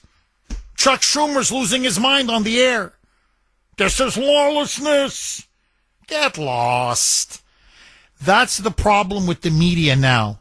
They have lost all credibility because they're paid hacks and liars. And the Democrats, as I said on X last night, they're the biggest hypocrites on the planet. If a Democrat overthrows a regime, it's great. If a Republican does it, it's the end of the world. Literally, I've just given you liberals in 10 seconds. Mark, thank you very much as always for that call, my friend. 617-266-6868. Am I wrong? Now, let me tell you another angle that I think a lot of people are missing in this. This is going to be tried, it appears. There's maybe Miami. I know Miami's trying to get in on this. I hope they do. But it looks like it's going to be tried. The Maduro trial is going to take place in the Southern District of New York. The Southern District of New York is New York City. New York City. That means the overwhelming majority of the potential jurors are diehard anti-Trumpers. This is going to be, this is the same venue that, supports Letitia James and, did everything in their power to try to send Trump to jail. I'm not sure Maduro is going to be convicted. I'm not saying because there isn't a lack of evidence. The evidence is overwhelming. Was he involved in drug trafficking? No question. In cocaine trafficking? No question. In narco-terrorism? No question. No question. But there's no longer a question about the evidence and the facts. He's a communist. He's a mass murderer. By the way, he starved children. Literally, he starved children. They don't care. If Trump was the one who ousted him, and Trump is the one who deposed him, and now Maduro is becoming this hero on the left, this martyr on the left, you could easily say them just to stick it to Trump, they acquit. So, to be honest, if I'm the Department of Justice, I'd get this moved to Miami or another district or jurisdiction because I wouldn't trust that jury pool not in the Southern District of New York. 617-266-6868. Ed in Maryland. Thanks for holding, Ed, and welcome. And Jeff. Hi, Ed. I've spoke to you a few times. I think you know I'm not a leftist. Look, this is kind of like, I guess, in video games, completing the side quest or doing the bonus round before you complete the level. I guess we should all sit around and count the number of deep state arrests and indictments. So I guess I'll wait. I'll wait while we count those up. Do we got any of those yet? Well, no arrests. No. Okay. Yeah. So As a human being, I mean, of course, I mean, great for Venezuela and for the Venezuelan people, but quite honestly, I don't really care. Like, who really cares? It doesn't impact my life whatsoever in any regard. Not with the economy, not with anything. It doesn't mean anything. This is slop. This is AI slop, whatever. This is garbage that they're feeding us. And if people want to ingest it, then great. Have a great time. But this is stupid. This is not America first. And, I mean, this is just a joke. I mean, honestly. So Trump somehow has this massive control over the CIA and the military, but he has no control over the justice system. Okay, let me take that in. Okay, somehow that makes sense. Whatever. This is a frickin' joke, man. We are being spoon-fed slop. Well, Ed, just to piggyback off of what you're saying, and that was part of what I was trying to say in my two-part opening monologue, where I said, look, militarily, I think it's been a stunning operation, very successful, no question. But what's in it for us, right, as America first? What's in it? And as I said, I don't, to me, this doesn't, I understand respectfully, there's a lot of arguments out there about why people believe it's in the national interest. I don't believe it's in the national interest. I believe deporting tens of millions of illegals, that's in the national interest. I believe in arresting all these deep state criminals, that's in the national interest. I believe in driving inflation down and reducing the cost of living, that's in the national interest. I believe in getting our out-of-control debt and deficit under control is in the national interest. I don't want to see us enmeshed and embroiled in the internal affairs of Venezuela. And I think this could go south very fast. And even on the drug issue, and you know me, I'm against drugs. I hate fentanyl that's coming in, killing 100,000 Americans every year. But the bulk of the fentanyl that comes in is through the Mexican drug cartels. It's not Venezuela. I'm not saying Maduro wasn't in the drug business. Of course he was. But the number one producer and distributor of fentanyl, by far, are the Mexican drug cartels. Well, this doesn't do anything for the Mexican drug cartels. The biggest producer of cocaine is not Venezuela, it's Colombia. Now, the Venezuelans help in the trafficking of it. But, you want to deal with cocaine, it's Colombia. You want to deal with fentanyl, it's Mexico. Maduro sent a lot of cocaine, yes, to the United States, but also to Europe, to the region, to the world. So in terms of dealing with the drug epidemic that's killing our country, if Trump said we're declaring war on the Mexican drug cartels, I'd say amen. That's America first. That affects you, it affects me, because that's what's killing our people. But Maduro is, look, he's a despicable man. But he's a failed third world Latin American socialist despot. There's dozens and dozens and dozens of them. We lived with the guy for 13 years. The sky didn't fall. So the question I have is, what was the imperative? What was so overriding that we had to take him out now? Like what's changed in the last 2 months that all of a sudden we had to conduct this operation? And then the part that blew my mind is when then Trump said, well, we're going to run Venezuela. And I'm like, what? The next question is who's in charge of Venezuela right now? Have you spoken to the newly sworn-in president there, Rodriguez? And what are your thoughts on the entire situation? You said the U.S. would run Venezuela. We're dealing with the people. We're dealing with the people that just got sworn in. And don't ask me who's in charge, because I'll give you an answer and it'll be very controversial. What does that mean? It means we're in charge. Have you spoken with her? We're in charge. Have you spoken with her? No, I haven't, but other people. Do you want to? Yeah, at the right time, I will. Wow. 820 on the great WRKO. Jeff Kuhner, Boston's bulldozer. This was President Trump on Air Force One on his way back from Mar-a-Lago to the White House. This was, I believe, yesterday. And saying, look, you want the cat out of the bag? We're in charge. So the Maduro's vice president, her name is Rodriguez. Maybe she was sworn in. Maybe she's the de facto president. But I'm telling you, we're calling the shots in Caracas. And so my question to you, do you support Trump's decision to overthrow Maduro? A. B. If we're running Venezuela, as Trump just said, and of course I believe him because we are running Venezuela, are we now in the imperialism game?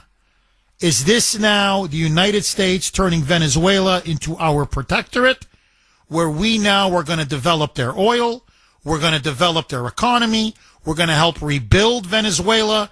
How much money is this going to cost us? This potentially could cost us tens and tens of billions of dollars, money that frankly we don't have, money that could be used here in the United States. And if American soldiers start to die because we have to put boots on the ground to police Venezuela, to restore order and stability to Venezuela, is it worth the loss of an American soldier? If this was your son or your daughter, should they die for Venezuela? 617-266-6868 is the number. Okay, let's go to Arthur in Chestnut Hill. Thanks for holding, Arthur, and welcome. Thanks, Jeff. Well, I think this should be looked at as a proud and wonderful day for America and for what we can do in this country if we put our mind to it.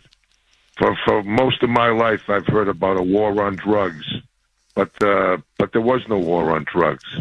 Finally, we had a president with the guts to go fight the war on drugs, just the way you fight a war. You go after the people who bring it here.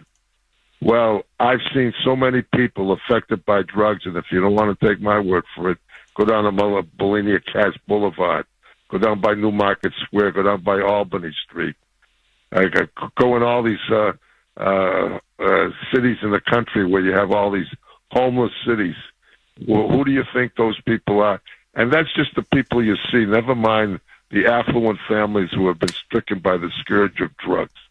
It is despicable what these people they turn our people into. Their life is over. Once they get hooked on that, pretty much for the most part they're cooked. And he's turned around and he's turned and used special forces. And I thought they should have done this all along.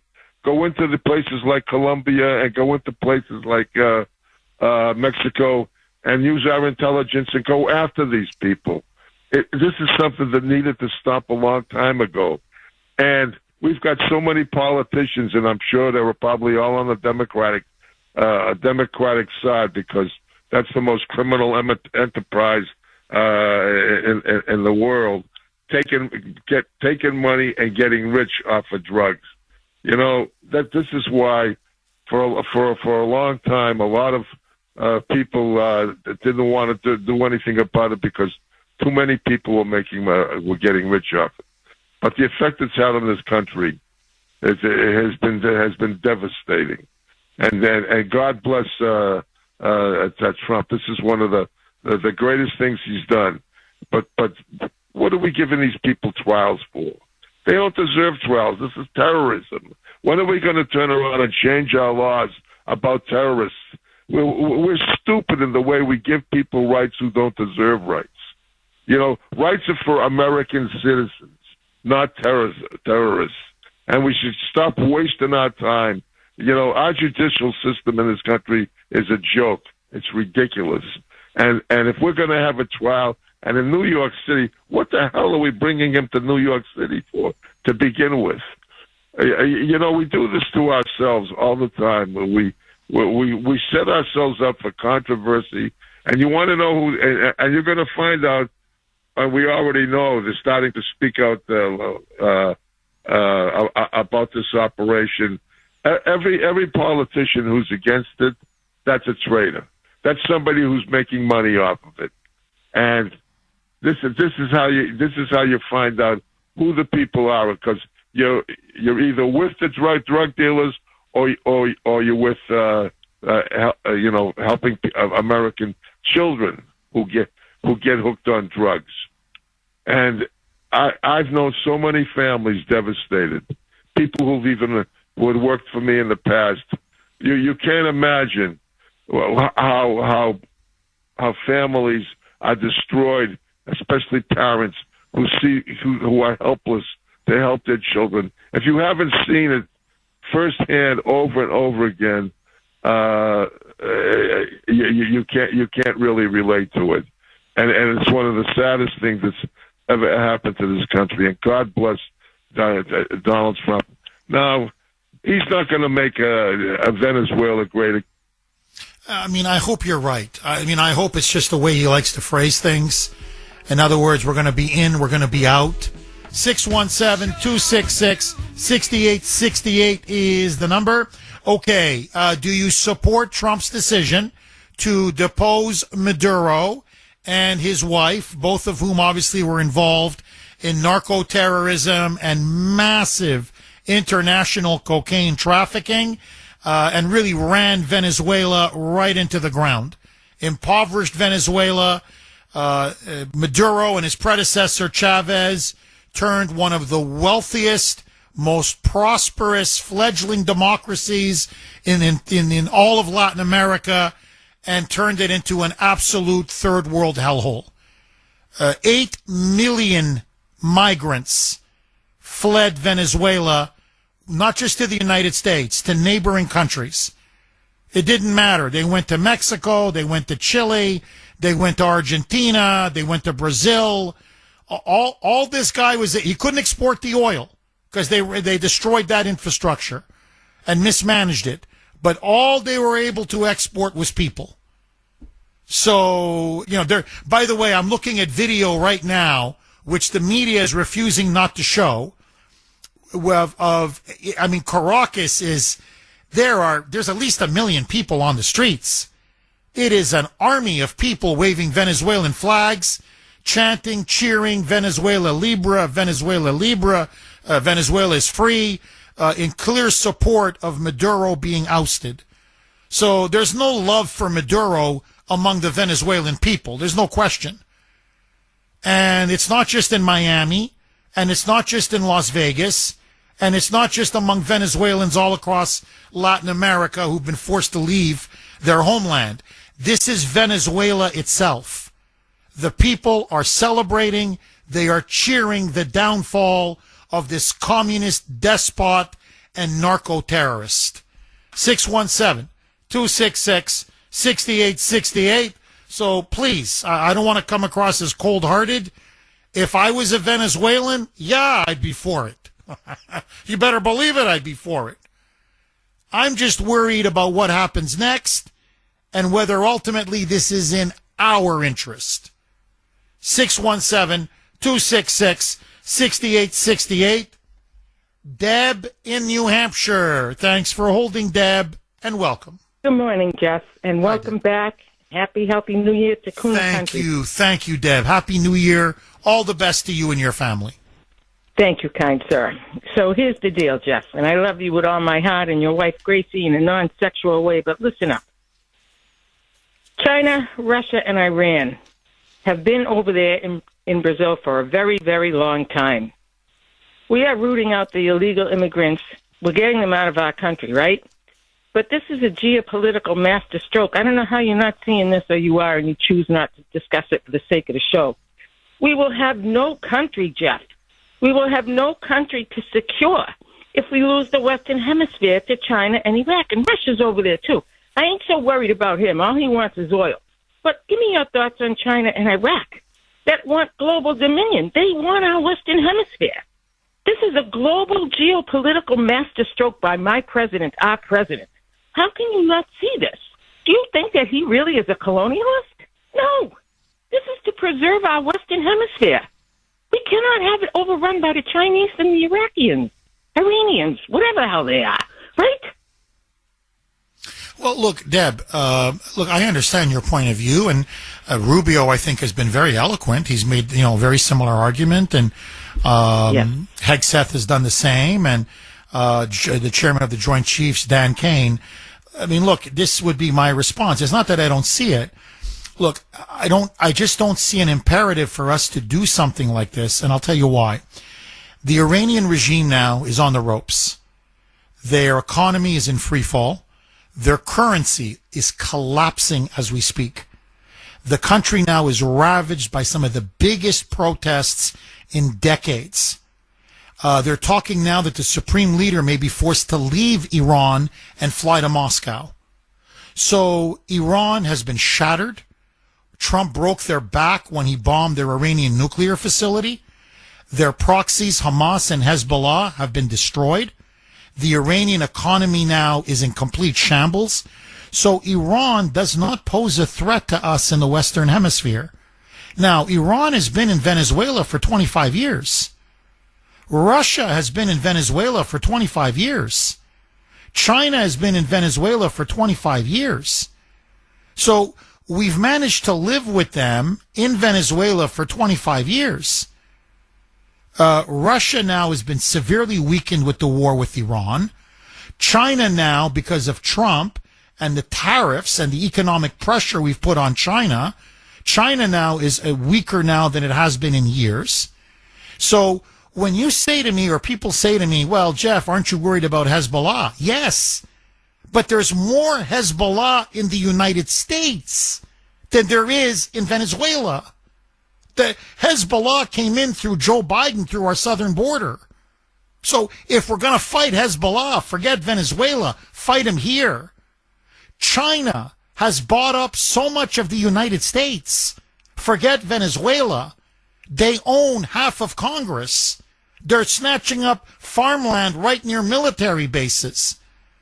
So, we have so many domestic problems that I'm looking at Venezuela and I'm like, and we got to take on Venezuela now? It's not, look, the easy part, and it was brilliant, there's no question, but the easy part is to kick a dictator out. That's the easy part. The hard part is running a country. And from our experience, we have not been good at that. We just haven't. We haven't. Everyone says, well, Trump is different. Well, we'll see. But I think he's biting off, frankly, I think he's biting off more than he can chew. And what also concerns me, and I was going to get to this in the next segment, but since you mentioned it, Deb, it's not even one and done. I'll read to you. Trump came out on Truth Social last night and said, we now have to take over Greenland. And then on Air Force One, he was asked about this, and he said, well, in the wake of what we just did in Venezuela, we're now going to potentially make a move on Greenland. And Greenland is, owned by Denmark. Well, the Europeans are going ballistic. So we're now going to make a move on on Greenland? Now he's talking about toppling the Colombian regime? Now Rubio has come out and said that that Cuba better watch itself because we may overthrow their government? Deb, this is George W. Bush. This is Bushism. This is not Trumpism. This is George Bush's foreign policy. This is warmongering. This is militarism. This is neoconservatism. This is us now getting involved in the regime change business. And I think we're going to find out, I don't care who the president is, when you start taking responsibility for entire other countries, you're begging for trouble. And if things were so great at home, I'd say, well, okay. But man, we've got a $38 trillion national debt. We've got 30 million illegals that still haven't been deported.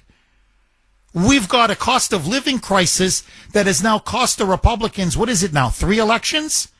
That's what got Mamdani elected in New York? You've got polls now saying that at this pace, Trump is going to get slaughtered in the midterms because the American people are disaffected with the way he's handling the economy and they perceive that he's too involved in foreign affairs. I see no arrests over Russia, the Russia collusion hoax. No arrests over January 6th, how they tried to frame the president. I see no deep state criminals being arrested. The swamp is as strong as ever. The deep state is as strong as ever.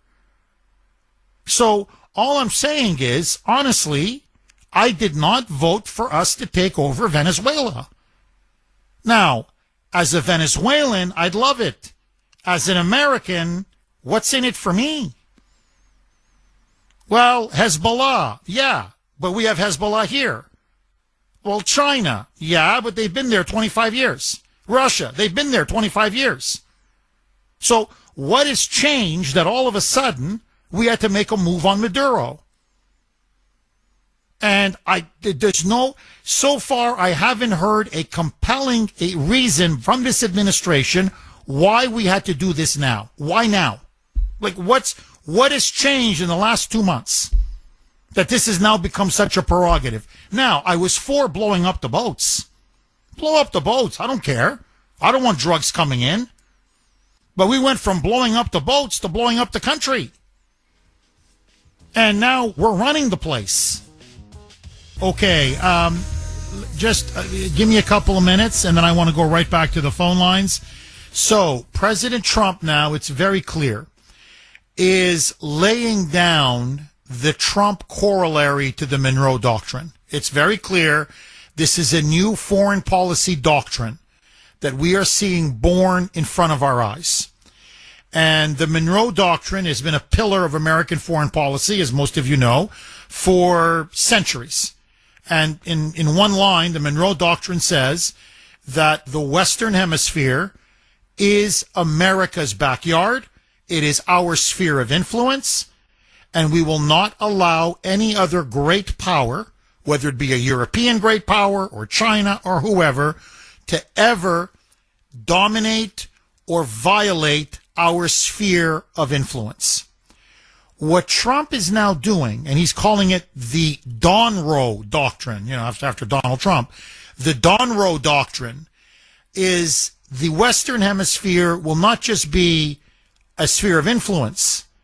It will be for America now a sphere of dominance.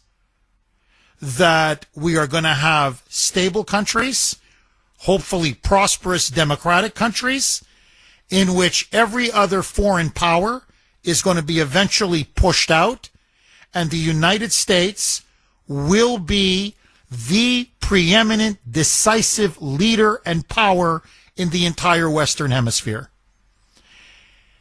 He now says, in the wake of what happened in Venezuela, Greenland must become part of the United States. As he put it, Russian and Chinese ships are all over Greenland.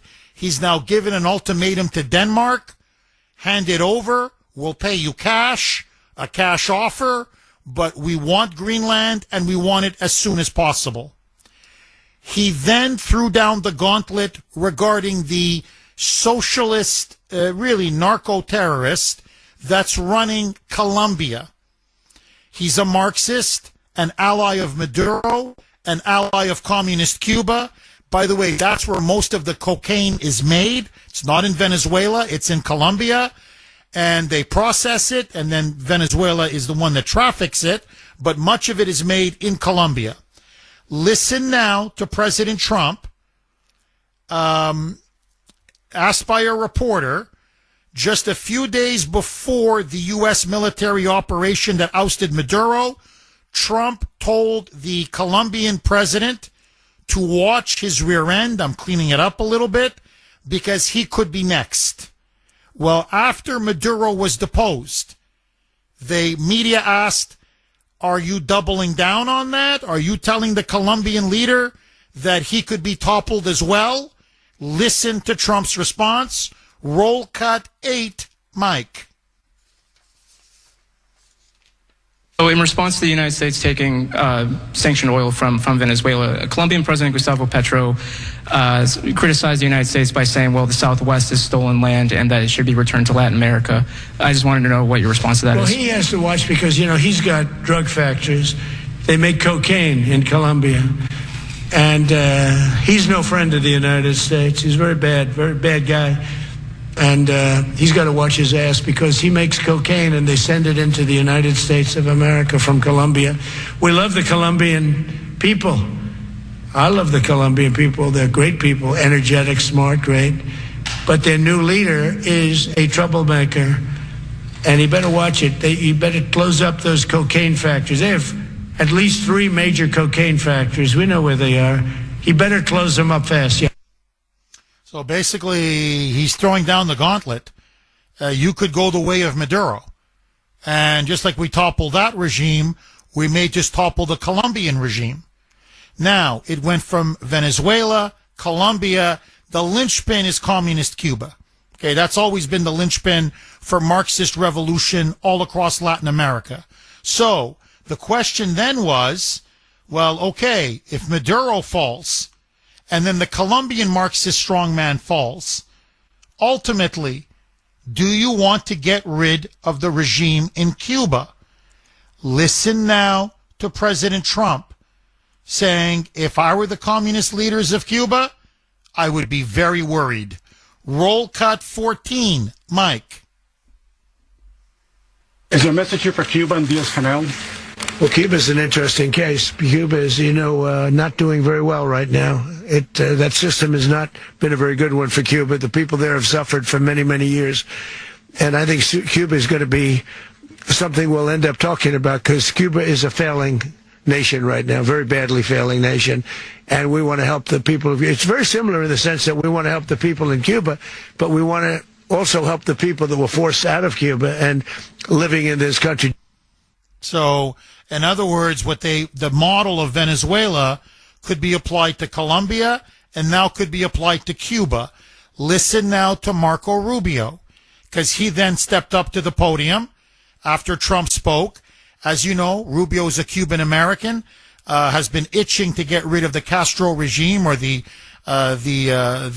leftovers of the Castro regime, the communist regime in Cuba.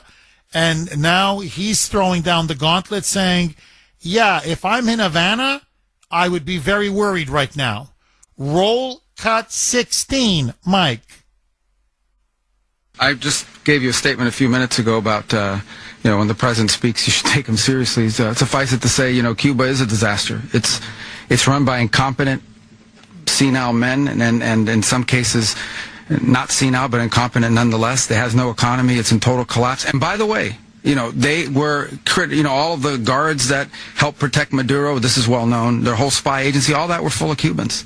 I mean, it's amazing. This poor island took over Venezuela in some cases. One of the biggest problems the Venezuelans have is they have to declare independence from Cuba. They tried to basically colonize it from a security standpoint. So, yeah, look, if I lived in Havana and I was in the government, I'd be concerned. This could be the beginning of multiple regime changes. Now, we'll see, obviously. Look, it's one thing to talk. It's another thing to do. But clearly what you're seeing now is a new foreign policy.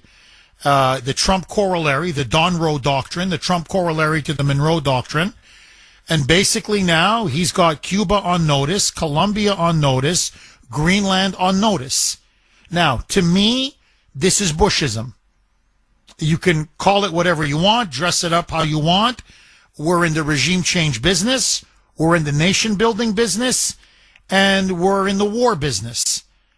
And to me, this is a new form of American imperialism. Now, it could be good imperialism. Imperialism just by itself doesn't mean it's bad. Sometimes other countries really do need benevolent guidance or a benevolent takeover so they can be properly run for a while and then be allowed to eventually govern themselves. But what I'm saying is we're now in the business of meddling in the internal affairs of other countries. I didn't vote for this. I'm going to be honest with you. I didn't vote for this. Now, if Denmark really wants to sell Greenland, yeah, of course. adding Greenland and its rare earth minerals would be a huge strategic asset for the United States. But now we're starting to come across like we're bullying Greenland. We're bullying Denmark, almost giving them an ultimatum. That's not my America. We're a very big country. We have the most resources of any other country in the world. Frankly, we don't need Venezuela's oil. We don't need Colombia's coffee. Even Greenland's rare earth minerals. It'd be great to have them, but we don't need them. So, to me, look at our cities. They're dying. Look at the people who are dying from the fentanyl epidemic, which is coming from Mexico, not from Colombia or Venezuela. We have all of these illegals that have been allowed to come in. You look at our infrastructure. Forget, rebuilding Venezuela's infrastructure. Look at our infrastructure. Look at our roads. Look at our airports. Look at our bridges. So, to me, come home, America. Focus on American problems for the American people. And let's not keep gobbling up other countries or other territories or toppling other regimes. Because that's what destroyed Bush's presidency, and my fear is it may destroy Trump's. Just my opinion, 617-266-6868. Brooks in Florida. Thanks for holding, Brooks, and welcome. Good morning. It's so great to have you back. You're kind of our North Star for starting our mornings, and it's great to hear you. Thank you, Brooks. Although today the audience not agreeing with the Kuhner man, but that's okay. Go ahead, Brooks. Go ahead, my friend. Jeff, it's not that. I think you're bringing in some tremendously valid points, and because it's Kuhner country, we're all kind of coming to the dinner table and listening to one another, and I'm in favor of it. I wrote down some quick notes. I'll go through them fast. One thing that I wish Trump would have talked about a little bit more was the links to Dominion through the voting apparatus in connection to Venezuela. So it used to be Smartmatics. There's been a lot of lawsuits about this. They're talking very, they're not discussing it enough, but there's going to be a tie-in through George Soros, through Venezuela, through Smartmatics and Dominion. Dominion sued the whole world. All you had to do was just mention their name, and I don't even want to talk about it on your program too much. But anyway, that aside, I think we've got some digging to do about the 2020 election, how it connected to Dominion through Venezuela. My next point is the drug trafficking connections, not just through Venezuela, but it's also to the cartel. And how does that link to our D.C. politicians? Trump is beyond frustrated that we're not able to get any prosecutions, so this might lead into Maduro looking for a softer lifetime sentence. In other words, canaryism. He's going to have to talk. This might potentially give Trump some doors to knock on in regards to our corrupt and dirty politicians in connection to money laundering, specific to the Colombian cartel and the Venezuelans. The other point is that it is a display of military might, and that's something that we need to really pound into Zelensky's head. Elections, elections, elections. Something that Trump has really been the bridge to talking to Zelensky about. Okay, because he's another corrupt player. So absolutely, we're flexing muscle here, and it's good PR. The other thing, too, is that I think it's really important. We have to get back to the simplicity of it's the economy, stupid. Trump already has these deals in place with the oil and gas companies, okay? So let me talk you off the cliff here a little bit. And I love your points, too. But when we get into the midterms, we're down to 300 days, right? So they could get a hold of this country and immediately start impeaching Trump. So we have to keep them away from impeachment.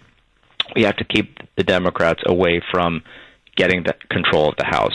If Trump has connections with these oil deals, with these oil companies to start getting the oil back on the market out of Venezuela that we built, by the way, that was our infrastructure, that's going to lessen fuel prices immediately. So I think we're going to start to see some of that "it's the economy, stupid" buffer and help us get through the midterms.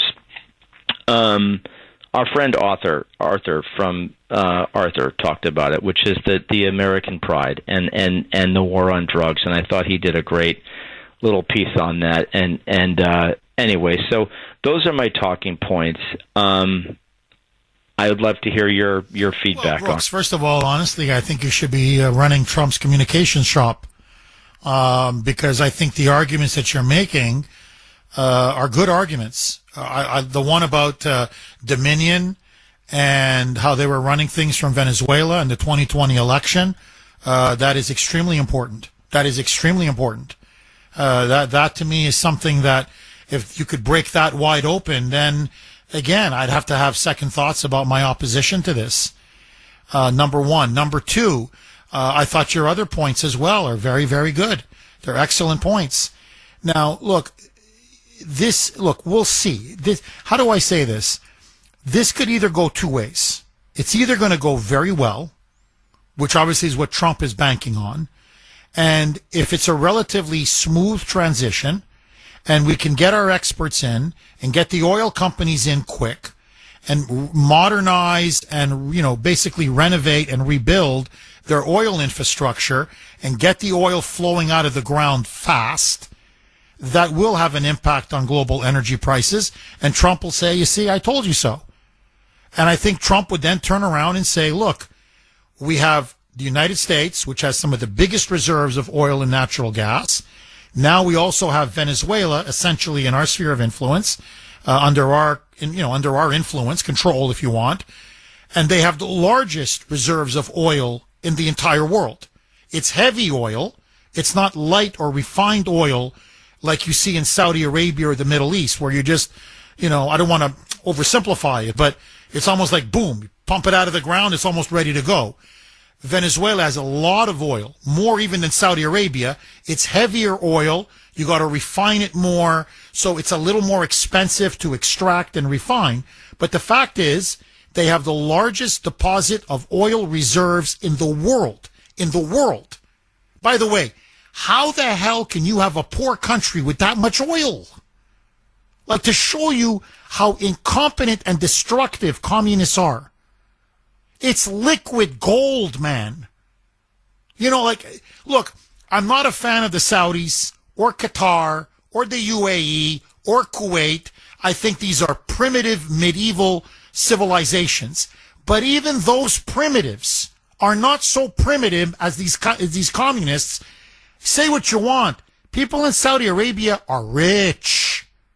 In Qatar, they're rich. In Kuwait, they're rich. Because even they are like, take the oil out of the ground. Sure, we keep a lot for ourselves, for the sheiks. But you give nice checks to everybody else who lives in the country. And this way, who's going to overthrow us? Because we're making them so filthy rich. So even they know how to redistribute the oil wealth to their own people. Not these commies. It reminds me very much of Ukraine under Stalin. For 1,000 years, Ukraine was the breadbasket of Europe. It's wheat and grain, and they fed the whole world.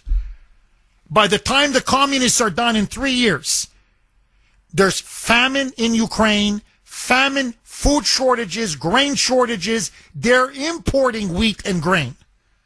So it's, whatever communists touch, they destroy, okay? But let that go. The point is, we can say to the world, we control most of the world's oil reserves. We've got a great alliance now with Saudi Arabia, thanks to Trump. We've got a great alliance with Qatar, thanks to Trump.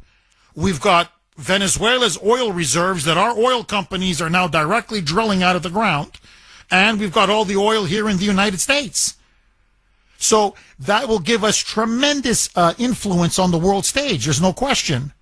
You add in Greenland for rare earth minerals, and I think Trump looks at himself as sort of like a 21st century version of Theodore Roosevelt. I acquired territories for us that made the United States bigger, stronger, more dominant in the world. So if it goes smooth, there's a big upside. There's no question. I can see the appeal. But if things go south, and I don't just mean if there's a civil war or violence breaks out, but if the oil infrastructure is not being developed or modernized the way we like, and then you have remnants of the Maduro regime who start attacking the oil infrastructure. So now we got to put in more troops. And then our troops start to get picked off. And then Venezuela begins to descend slowly into instability and chaos and disorder. And then the people begin to turn on us. Because remember, there's a lot of hostility and suspicion of the gringo. What they call Yankee imperialism. It's deeply ingrained in Latin America. So if the people begin to perceive us not as liberators, but as imperial masters who are mismanaging them, then we could have a real internal rebellion and revolt on our hands. Then it's going to consume Trump's presidency. You see, so look, that's why I'm generally skeptical, cautious by nature. I'm truly, quote, conservative in every sense of the word. I don't like regime change. I don't like nation building. I think it's very high risk. But look, only time will tell, Brooks. This is one of those issues. We'll know in about 6 months. 8 months. We'll really know. Is it going well or is it going bad? Now, if it goes well, then I think Trump will go down in history as Donald the Great. But if it goes bad, he may go down as Bush 2.0. And that's what scares me. Because I remember the first years of Bush, it all seemed to be going so well. And then the wheels just came off. So, and look, the other thing is this, Brooks. I know Marco Rubio. Rubio is a neoconservative. I know some of the people that are whispering now in Trump's ears. These are Bush loyalists or people who are close to the neocons. You know, when I look at who's supporting this, John Bolton supports this. The Wall Street Journal editorial page, which hates Trump, supports this. The Karl Roves, the Fox News, the globalist warmongers, they love this. So I'm looking at that Republican old guard, and I'm saying, why do they like this so much? And I think they're hoping that they've captured the president. I hope they're wrong. But we shall see. But to me, I don't want to see this become Bush 2.0. And if things go bad in Venezuela, this could be Bush 2.0 all over again. And that, to me, would break my heart. He ran against Jeb Bush initially in 2016. He took control from the Bush-Cheney wing of the Republican Party. And now we're getting policies that remind me a lot of the Bush-Cheney wing. 617-266-6868 is the number. Linda in Medford. Thanks for holding, Linda, and welcome. Oh, I tell you, I agree with a little bit with just about everybody that's called. I think the visual of Maduro and his wife being walked in New York is phenomenal. I'm very pleased to see something like that. But the other thing is that if we're talking about the economy and money, get out of the UN. I'm tired of supporting the world. I don't see this as really being an economical type of misstep. Well, I mean, that's one of the things I also wanted Trump to do. Now, he can't do everything, and he's done a lot in his first year. In fact, to be honest, that's one of the reasons why I'm such a big supporter of his. He's done more in 1 year, 2025, than most presidents have done in 8 years.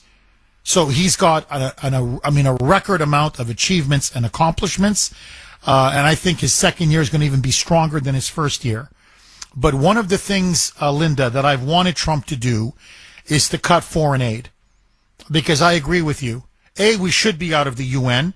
The UN is a big waste of money. We bankroll much of it. And it's a club for dictators and tyrants who hate the United States. It's an anti-American club for dictators. So I would be very happy to get out of the UN. But I'm tired of taking care of the entire world. And, let's just leave Venezuela off the table just for a second. We're going to be sending even more money now to Ukraine. Because, Zelensky is, asking for more money. He's afraid that his forces are now on the ropes, that the Russians are winning the war, and that if he doesn't get help, that Putin may just roll into Odessa and Kharkiv, and eventually Kiev itself will fall. And so there he is, hat in hand, begging for more money from us, from the Europeans, and from NATO. Well, maybe you shouldn't have stolen so much money. Him and his regime of kleptocrats, all they did was steal and steal and steal. And now they come crying to us. So I can give you country after country after country where all we do is, economically take care of the world. Much of the money is siphoned off, embezzled, or stolen. And what do we get for it? We get hardly nothing for it. So I'm with you. I would cut almost all foreign aid, and it's time to invest for America here at home. And, America for Americans. That's been my slogan now for many years. And, that's why I look at Venezuela and I'm like, I get it. I'm not saying there aren't good reasons for it. There are. I'm not saying the operation wasn't brilliant, because it was. I'm not saying it was illegal, because it wasn't. It was perfectly legal. I'm just saying, as an America First, MAGA supporter and conservative, what's in it for us? I mean, substantially, in the long run, what's in it for us? And if we're there for a couple of years, this could become very expensive very fast. So to me, we got enough problems. We don't need to look for more problems. But that's me. Linda, thank you for that call. Russ in Boston. Russ, you've been holding patiently. Thank you. And I want to wish you a happy, healthy new year. All the best. Go this time, all right? Anyways, let me start from the beginning what I wanted to start with this, okay? Glory, glory, hallelujah. Glory, glory, hallelujah. Thanks to President Trump, the free world is marching on again. The people of Venezuela will be free again. Venezuela will return to its glory days. This is personal with me. My wife has family in Venezuela. This is getting Russia and China out of our backyard. This is in our best interest for many reasons. To me, the message is clear to friend and foe alike. Don't F with the United States of America, or you're going to pay a price for it. Jeff, I love President Trump. He's a great leader. And I voted for this full package. I'm in a total agreement with him. And believe me, if we had an honest media in this country, he would have an 80% approval rating. But, Jeff, I want to add one other thing. You said you're not rich. But, Jeff, you are rich. You have a loving wife and 2 healthy children. You're a rich man. Oh, no question. I just meant materially. That's what no, you're right. My wife and my children are blessings. My God, I thank God. I thank the Lord for them every day. So you're completely right. Russ, if I can just ask you this, because I know you have your wife has family in Venezuela. Are you at all concerned that the remnants of the regime or these revolutionary guerrillas who are in the cocaine business from Colombia, they're literally trafficking cocaine, that's the business they're in. Are you worried that they can go into the jungles of Venezuela or the mountains of Venezuela and wage an insurgency against U.S. troops and U.S. forces. Does that concern you as a military man, Russ? Jeff, remember, Donald Bush, Donald Trump. There's no Bush, and he knows Lyndon Baines jackass. Okay, he's neither one of those two people. Trump will not put up with any crap from anybody. Okay, and what Trump tries to do in his whole life is try to create. Russ, do me a favor, please hang on. Okay, let's go right back to Russ in Boston. Russ, I thought you made a very interesting point. You're saying, look, Jeff, if things go sour in Venezuela, if there is an insurgency, if the remnants of the regime decide to fight on or go to the jungles or the mountains of Venezuela, you're not dealing with an LBJ in the White House or an Obama or a George W. Bush. Trump will drop the hammer and wipe them out. So, Russ, are you basically saying you think it's the character of Trump, the leadership of Trump, that's the difference maker? That's why you trust him so much in this, in his decision to overthrow Maduro? Yes, 100%. Okay, but it goes beyond Trump. Okay, first of all, Jeff, and I have to tell you this. My wife's uncle and aunt went to Venezuela after World War II. They spent a few years there. They made enough money that they went back to Italy and they bought a big commercial building in Pescara and they bought other property and everything else. Venezuela was very prosperous. A lot of Italians went to Venezuela and did extremely well. One of my wife's nieces had a big electrical business there, and they did very well. You know, they came there several times and so forth. So it was a prosperous country. The majority of people, the average people like us, remember how it was. They wanted to go back to that, and there's no way they're going to put up with the insurgents. They'll turn on them, they'll spy on them, and everything else. They will not win. And these people that are in power now, and, you know, Trump plays a good game. Oh, yeah, we're going to help you. We're going to stay in power and all this other stuff, okay? Because he doesn't want them to start taking the military and starting a civil war there. So he's playing that game with them, all right? And remember, he's a master chess player. Trump is the best there is. There is no one better than him as far as being a professional negotiator, okay? But along with that, you've got the Venezuelan people that want a chance to have freedom again, independence, and prosperity. Interesting. Russ, thank you as always. I love your calls, Russ. And again, Happy New Year and all the best to you and your family, Russ. 617-266-6868. Let me throw just quickly another log on the fire. Obviously, the question is still out there. Do you support Trump's decision to topple Maduro? A. B. His decision now to run Venezuela, at least for a transition period, until he says the oil infrastructure is rebuilt and order and stability is returned and they could have free elections. So we're looking at maybe a 2-3 year process. We'll see. But he says there will be a process, and that he will effectively, his people, Rubio and others, will be running the country in some kind of a transitional governing structure. They're still working out the details, but essentially the U.S. will be administering and running Venezuela. Do you support that? Or does that strike you as nation building? I'm just curious. Now, the other log.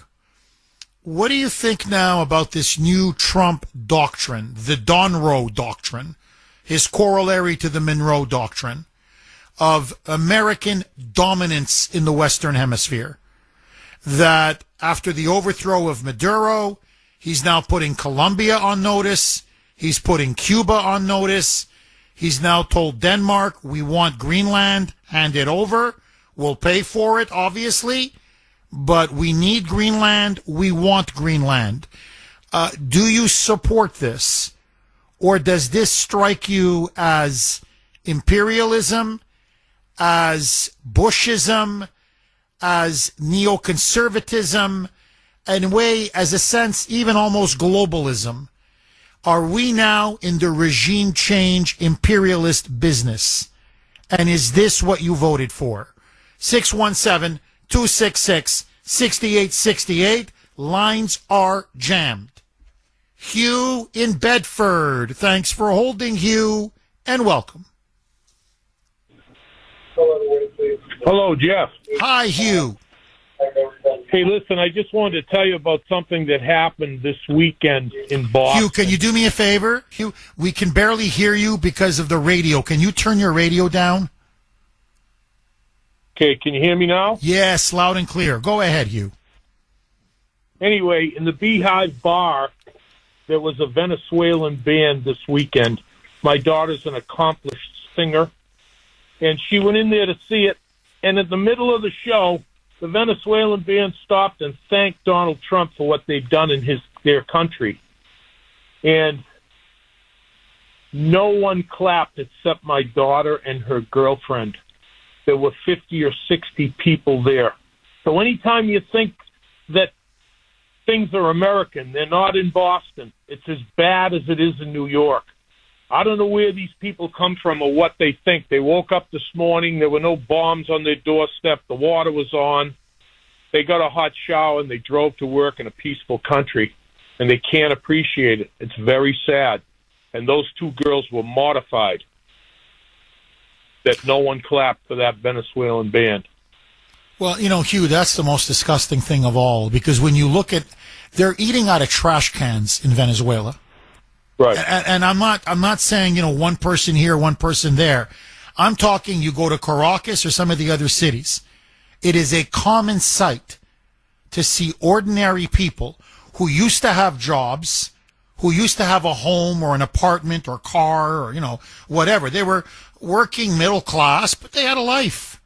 Okay, it's Venezuela, it's not the United States, I get it, but they had a life.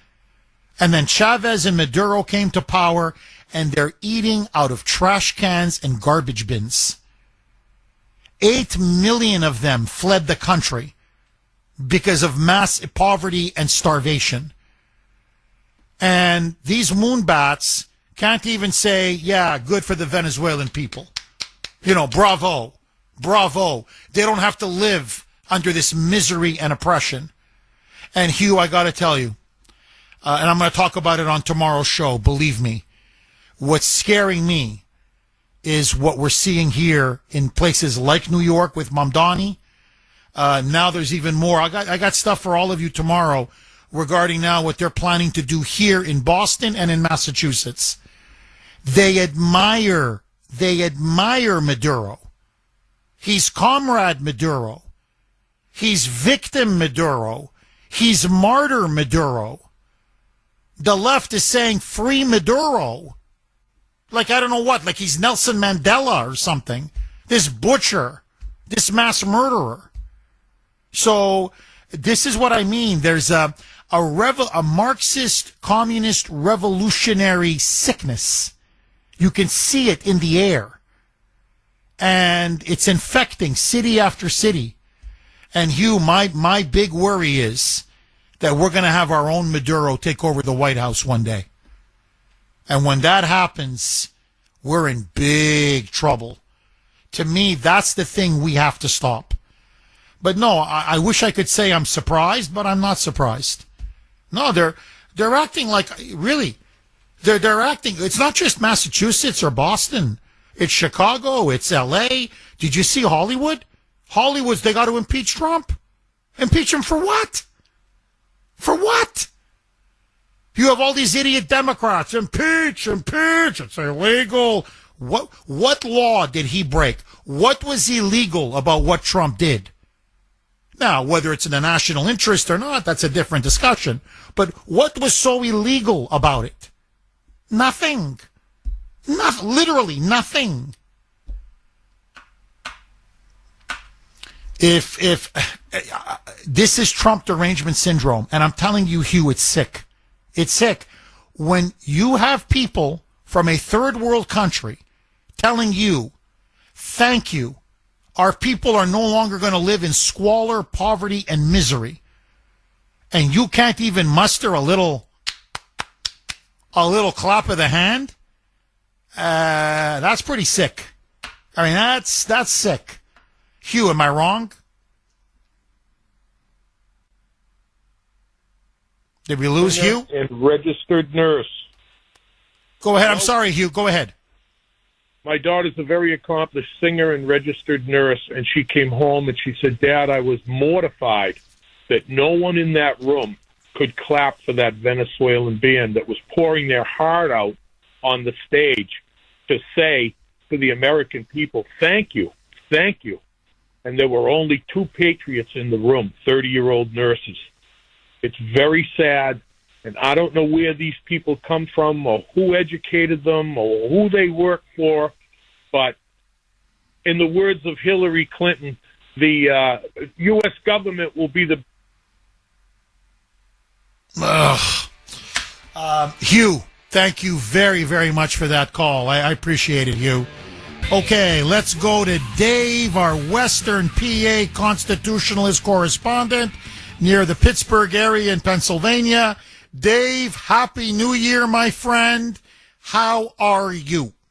Good morning, Jeff. How you doing, buddy? How was your holidays? Very nice, very restful. Recharged my batteries, and honestly, looking forward to 2026. How are you, my friend? Good? Good. Hey, Jeff, I'm going to tell you something right now. I'm going to start the year off with a phrase from you. I'm going to pop some yummy popcorn and drink some Diet Pepsi. I know you like Diet Coke, but I'll drink Diet Pepsi and watch New York burn to the ground, buddy. That's where they're heading. I mean, Mamdani has are. certainly lit the match, that's for sure. Dave, as a veteran, as a Marine, as someone who served in war yourself, what do you make of Trump's decision to oust Maduro and then his announcement that we're going to be running Venezuela, at least for a transition phase, and that this could go on maybe even for a couple years? What say you? 1,000%, Jeff, to quote you again, because had this been the Bush doctrine, we would be in there forever, Jeff, unlike in Iraq and Afghanistan. But here's the thing, too, Jeff. We needed to stop it because, as I told you before, I lost a nephew to fentanyl up in Butler, Pennsylvania, not too far from where the president was shot in the air. But that aside, Jeff, you know, my nephew didn't have to do drugs, so there's some responsibility he has to take, too. Unfortunately, he's wherever God, the Lord received him. But, you know, Jeff, this is going to put a dent into the drug trade. And this is also, as the news reported, going to hurt the Chicoms, the Russians, and the Cubans because they get their oil mainly from Maduro, if I'm not wrong, right? Well, Cuba in particular is in big trouble because the Venezuelan oil subsidizes that regime. In fact, I don't know if you saw the latest comments, but Trump came out and said that the Cuban government, quote, is about to fall. Now, we've been seeing what's going on in Iran the last couple of weeks. There are protests on the streets, every major city. The economy is in a tailspin. Their currency it's disintegrating. It's gone. So Iran, I'm thinking, yeah, the regime is teetering, forgive me. Cuba, I mean, it's very poor. It's been mismanaged, but I didn't think it was teetering. But Trump now is saying it's teetering. Now, to be fair, I don't know if that's our CIA, what we're, in other words, doing to Cuba what we've been doing to Maduro, which is laying the groundwork for the Cuban regime to fall.